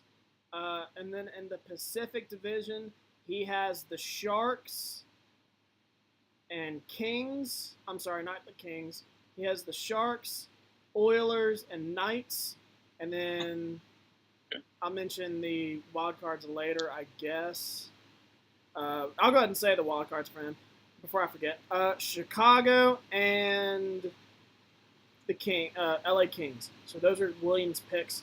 For me, we kind of have the same. I do have the same thing. San Jose winning the division. They're kind of like Nashville. They're just solid. Pavelski, Thornton, Burns, Couture, Evander Kane. They have some dudes. They got a good goalie. They have a really good blue line, and it gets better with the addition of Carlson. I think they are in a position to win now. I think they're trying to with the Carlson addition. I think they win this division. Number 2 team, I do have Vegas. I agree with you. I think this team last year was no fluke, and they got better, I think, by adding Stastny and Pacioretty. They do lose James Neal, but when you add Stastny and Pacioretty, I don't think that's a huge loss then just to lose Neal. They got a good goalie. If anything, I'm not 100% sure about their offense. Carlson was their big guy last year, and he had like 80-some points. He's never done that before. I'm Ari to see if he does that again. Maybe he does. I don't know. And then my third team, shoot, I forgot. I think I have the Edmonton Oilers. They were the biggest disappointment last year after being the second place team in the Pacific 2 years ago. And then McDavid won the Hart Trophy. And I thought this team was, they were good on the blue line. They had a good goalie in Talbot. I thought this team was set up for the long term, and then they disappointed and didn't even make the playoffs. I don't see that happen again. They have too much talent on offense. You got the best player in the league. It's got to come together at some point. So that's what I think. Let's go over to the wild cards. Yeah. You keep talking, though. I'm dying to go to the bathroom. Okay. I agree with you that I think Edmonton, they're too talented at the top to miss the playoffs. They've got the best player in the league, I think, now, in Connor McDavid. So I will take Edmonton as a wild card team. My second wild card team is going to be the Dallas Stars. Like I said, I really like Tyler Seguin.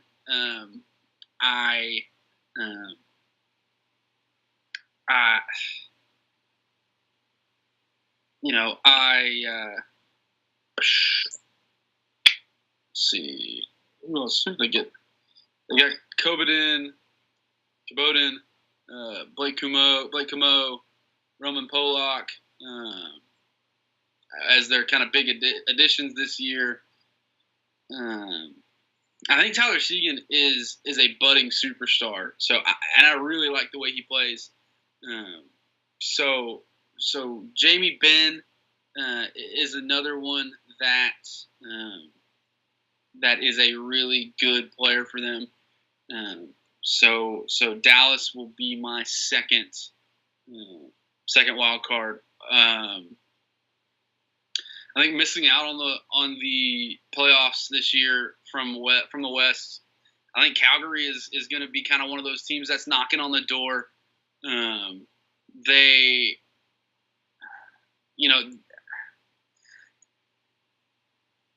not sure if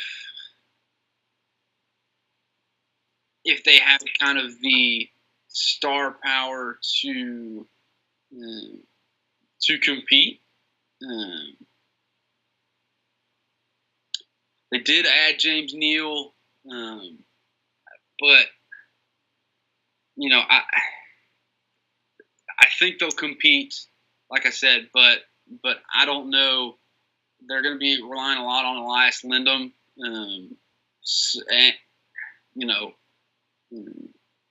so I don't know if, like I said, it's tough. I think Calgary will compete, but I'm going to take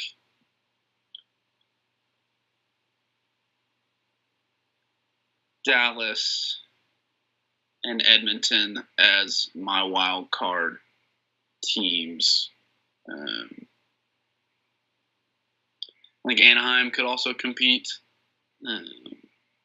I don't know if I don't know a whole lot about them. West Coast is tough because I can't stay up that late. Corey Perry is a good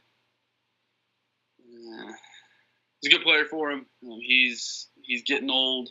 In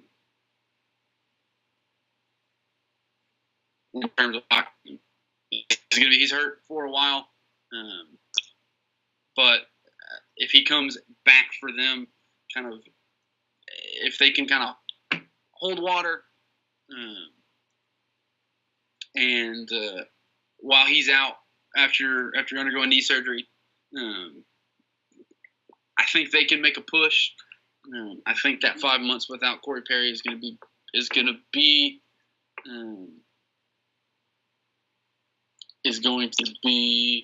tough for them to keep up. So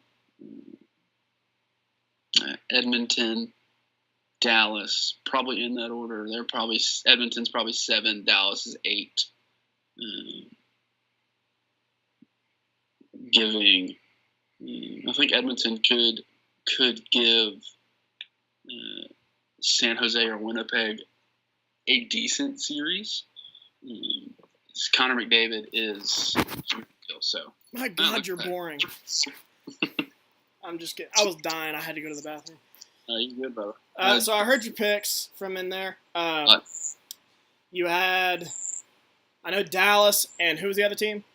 Dallas and Edmonton. Edmonton, okay. Edmonton 7, Dallas 8. All right. Mine, I have Dallas as the 7th seed. They were surprisingly good. I think one of the things I actually did pick them to win the Central Division last year, and they kind of disappointed. They didn't make the playoffs. But one thing I thought that was a plus for them was their defense. They were actually a top 10 defensive team last year, and they were like a bottom 5 team the year before, so they were at least better on that side. And then offensively, they do have some studs: Tyler Seguin, Jamie Benn. There's somebody else they got from Montreal. I can't remember his name.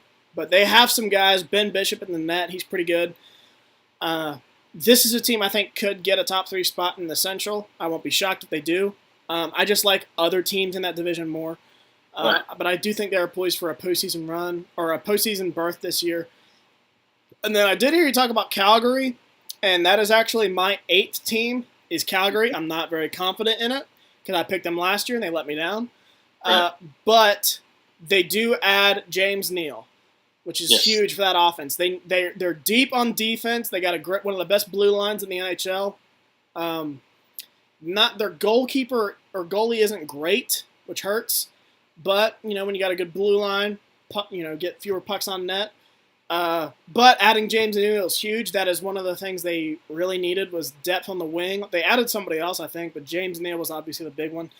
This team already has Johnny Gaudreau and Sean Montague, so just adding another veteran wing player is huge for a team like that. Yeah, the other one I brought up was Elias Lindholm. That was so. We'll see. Calgary was one team that I kind of toyed with. I think they will. Them and Anaheim will kind of be the. I don't like either LA team. Anaheim's getting old. John Gibson, they keep hyping him up that he's a great goalie, and he's really not. He's okay. I like the Kings with John Quick. They got a great blue line with Drew Doughty, but offensively, I don't like their offense. They did add Kovalchuk, who was one of the top free agents on the market from Russia. But this team averaged like 2.89 goals per game last year, which is terrible, one of the worst in the league, and they still made the playoffs solely because of their defense. I just don't think you can do that. Mm-hmm. And I don't think they're going to get a top 3 spot in the Pacific. They don't have enough offense. They could get a wild card, but I just don't think I don't think they have enough offense. Yeah, I think they got bailed out last year with Edmonton having a down year. They did, yeah. I think Ilya Kovalchuk, he's old. I think he might surprise some folks. He's kind of been over in the KHL for a while, but don't be surprised if Kovalchuk has a kind of a bounce back year. No, he was like a 60, 70-point guy when he was in the NHL at one point. Then he's left. I don't think he's been there for 3 years, though. Yeah, it's been a while. And he's 35. I mean, who knows? I just don't think the Kings have enough on offense. One team I want to toss your way, and I'm glad we both are on the same page with Minnesota, though. That was one team I'm not crazy about. They're kind of like the Kings. They have a good defense. They got a good goalie with Dubnyk, but their offense is not very good, and they're getting old. I hate the Wild. I don't know why I hate the Wild. It might be a division thing. Obviously, the Blackhawks are our natural rival, so I definitely hate the Blackhawks, but they stink. Yeah, the Blackhawks, I thought they were going to bounce back last year, and they were terrible, and I just don't see that organization going anywhere. Yeah, they stink right now. I don't know what is going on in Colorado or in Chicago. Colorado obviously could. I love Nate McKinnon. He was a guy I thought might win the Hart Trophy last year, but he's the only guy I know of on that team, and you got to have more than one guy. Yeah, they've got McKinnon, and on his line, I think is Rantanen and. I feel like there's someone else on that team. I know they had what's his name that went to Ottawa that hated playing there and was open about it. Duchesne. I think was his name. Yeah. Shane Duchesne, maybe, was his name. That sounds right, sure. But with McKinnon, I just looked it up here. Rantanen and Landeskog were his line mates, which was their obviously top producing line of 17-18. I feel like they were a little bit surprising last year. Yeah. I feel like New Jersey, I feel like they overperformed and kind of snuck up on people. Yeah, I feel like they have room for regression a little bit. So I'm not huge on Colorado this year. And kind of my disdain for the Wild, like I said, I don't like to pick the Wild. So we've had a couple of postseason series against the Wild that have been contentious and chippy. So the Wild are kind of on my shit list. So I don't like the Wild. All right, so I mentioned it twice, but I'm going to really do it this time. One team I want to get your thoughts on as a potential dark horse to be a playoff team, Arizona Coyotes. Ooh. Last year, in all seriousness, I said the same thing about Vegas with William. I saw, obviously, the expansion draft. I saw who they got in their draft. I was like, damn, this feels like it might be a playoff team. They got some dudes on this team. And I look at Arizona this year, I think they got some dudes. They got one of the dudes from Montreal, Govalchuk, I think was his name. I don't remember. Something. You're on the right track there. Govalchuk, I think was his name. I don't know. He was an American. Something there, yeah. But then they got somebody else, or maybe they signed somebody long term. I just looked. They made it like a few key additions. They got one good guy from Montreal, and I look, and they had 75 points last year. I'm like, they weren't the worst team in the league. Get a little, add some. They had some nice additions. They could get 90 points and get in the postseason. Problem is they're in a tough division. They are, and I don't love the pick, not the pick. I don't love them as a dark horse. I think a dark horse. You talked about it earlier. I think the Rangers may be a bit of a dark horse pick as that was my East Coast as a bigger market. I'm not 100% sure, Shane, to be honest with you. But there's always one team that kind of sneaks up on you for the past couple of years. Obviously, the Avalanche have done it recently. Vegas, obviously, is the biggest one. Columbus kind of snuck up on folks, has for the past couple of years. So, and there's a guy on Spittin' Chicklets, the Barstool hockey podcast that works for the Coyotes, and his name is slipping my mind right now, but he's hilarious. You got to listen to Spittin' Chicklets. I haven't listened to him in a while. I used to listen to them all the time. Yeah. I will listen to them this week with, season starting. They're going to have their predictions, so I want to see where I line up with them. I kind of put it down during the off season, but his name is absolutely slipping my mind. But anyway, I love the Rear Admiral, that thick Boston accent. Yeah, the Rear Ad, he's ridiculous. But yeah, there's always that one team that there's going to be one team that will surprise people. That I'm sure of. I don't know who it's going to be. Arizona's an interesting pick, like you said. The Rangers are an interesting pick. Trying to think of some other teams that could be an interesting pick.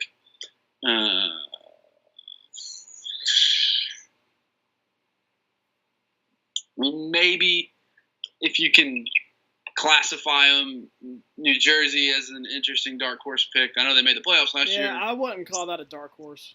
Yeah, but who knows? So but Arizona's interesting. Like you said, they're not really projected to do a whole lot, which could kind of convince them to get after it. Just so you know, you have frozen on me. I'm hearing you, but you're frozen. Just so you know. But Gotcha. Before I completely lose you, let's go ahead and give our Stanley Cup picks. Okay. I will go San Jose out of the West. I think they're too good.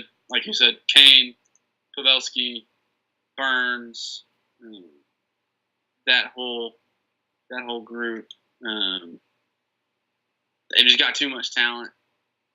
Adding Carlson just kind of put them over the top for me. From the East, I'm going to go Tampa Bay.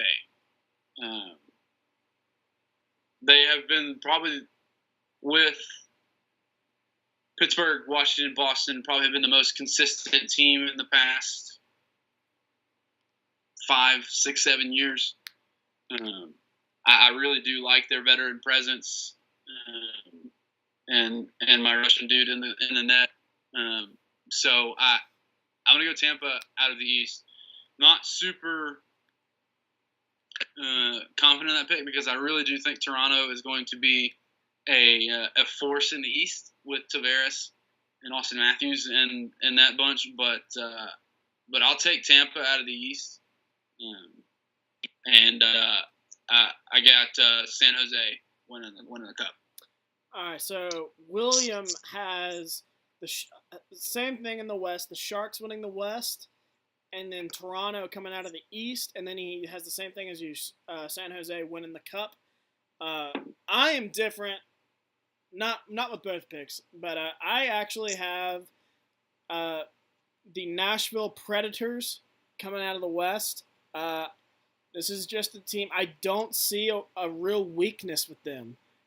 They have the goalie. They have the blue line. They have the offensive scoring. Only thing maybe they don't have is depth. And you can get depth throughout the season. You can call up prospects. You can make trades at the deadline. That can be fixed. It's not like they have a glaring hole. And then in the East, I do have Tampa Bay, same as you. They're just... They got good veterans, and they're really not old guys either. They're guys who are just kind of now in the middle of their prime, and they're playing well. I think hockey in general is really rewards teams that are well-rounded and just solid, like not top-heavy with superstars and then nobody behind them. I think hockey is like I said, it rewards teams that are just well-rounded, very solid, no weakness. That's a fair point. Sure. But so Nashville, Tampa Bay is my cup. And like you and William, I'm sticking in the West, and I'm going with the Nashville Predators to win their first Stanley Cup. This, kind of like San Jose, they haven't made big moves. I think they will at some point. I don't know who else is out there on the market, but from everything I've read, it feels like this is like their last year in their window. I think they have some guys who are about to be free agents. Pecorine is getting old. Who knows if he can keep it up. It feels like this is their last real run. So I think they'll make a move at the deadline, get somebody big, whoever it is, and then go from there. I like the Predators. That place will absolutely burn to the ground if Nashville wins the It cup. almost burned to the ground when they went there 2 years ago. Yeah, it will be bonkers. Yeah. I've lived in Nashville, like I said, becoming a huge hockey town. The Titans are second fiddle to the Preds. In all seriousness, I'm not joking. You are not wrong. That place would burn to the ground. The downtown Broadway Avenue would burn. Be nuts. Yep, absolutely. It would be absolutely. absolutely bonkers, and be a lot of fun. I'd love to see it. I love the Preds. Be a lot of fun. All right, man. We have been at this for way too long. Yeah, it seems to happen a lot. I talk way too much. It does happen a bunch, but it doesn't hurt to talk to an old buddy.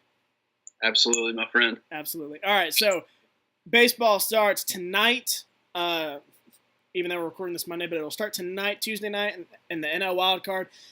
AL wild card starts Wednesday, along with hockey season.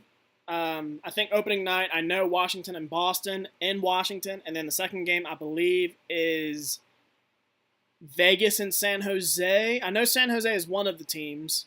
I think the other team is Vegas. I think it is Vegas and San Jose. I think you're right. Two good matchups, and I'm really looking forward to it. This is the best time of the year, I think. Hockey's starting, baseball playoffs, obviously my most favorite time of the year. The NFL is really kicking into high gear. College football is kicking into high gear. You and I both aren't real big NBA folks, but, NBA's will start to kick up here soon. Hockey has become my second favorite sport. Yeah, hockey has really jumped for me as well. Obviously, baseball will always be number one for me. College football will be too. But hockey has kind of jumped for me as well. So, like I said, maybe one of my favorite times of the years. Maybe only second. And it's in a great month, October. The whole month feels like it's a Saturday. Absolutely. Fall's rolling around. To that week in April where you've got Masters, the opening week of the MLB, and the Final Four. And hockey and NBA playoffs start around then too. They're then too as well. So yeah, this is a good stretch of time for sports fans. And football's going on at that point. Teams have spring football. Heck yeah. But yeah, we're looking forward to October, man. Like I said, my favorite time of year. So absolutely. I wanted to talk about one more thing. I cannot wait for Venom to come out Friday. Really looking forward to it. Yeah. If I'm so on Venom, I don't know a whole lot about that canon in Marvel, but it'll probably be incredible. It's not part of the MCU though. Yeah, it's separate.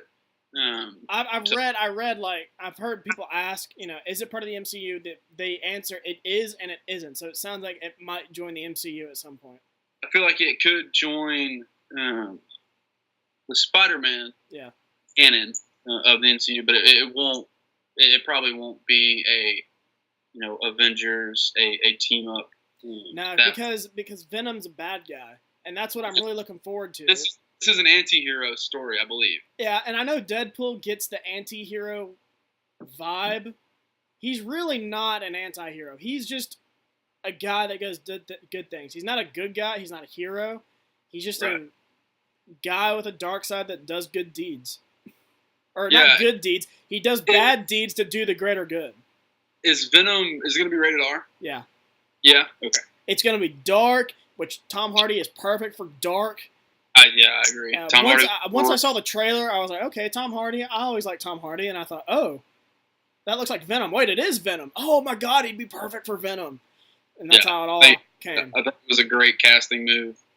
I think Tom Hardy's going to be great as Venom. So, and then even next week, First Man comes out. I'm really looking forward to First Man. I don't know how I feel about First Man. I love Ryan Gosling. I love kind of historical dramas. Right. There was that. Did you ever hear about that? A bit of controversy with. Yeah, I know they're not including the American flag. Yeah. Neil Armstrong putting the American flag on the moon. I can live without it. I get it. That's Hollywood. I don't like it, but I can live without it. Who knows? I can appreciate something. I can appreciate a good movie, assuming it's going to be good. Sure. I agree. And then I'll also Creed 2 trailer dropped. I don't know if you saw that. No. You haven't seen Creed? Do what? You haven't seen Creed? No, I haven't. Never mind that. But I know the second one's coming out. Yeah, second one's coming out. Apollo Creed's son versus Ivan Drago's son. It's gonna be interesting. Yeah, I did see that. Yeah, they were talking about that. I think Big Cat, KFC, those folks were talking about that on a rundown or something. That'll be interesting because that was a good fight between their pops. So no, it wasn't, because Apollo got beat like in round 3 and died. an important movie history. Spoiler alert! If you haven't seen Rocky IV, by the way, yeah, it's only been out for 33 years. I think we're good at that. Well, all right, man. I'll let you go. Yeah, take it easy, brother. Absolutely. Have a good night. Thanks for coming on. Yeah, brother. Thank you for having me. Yep. Take it easy. You too.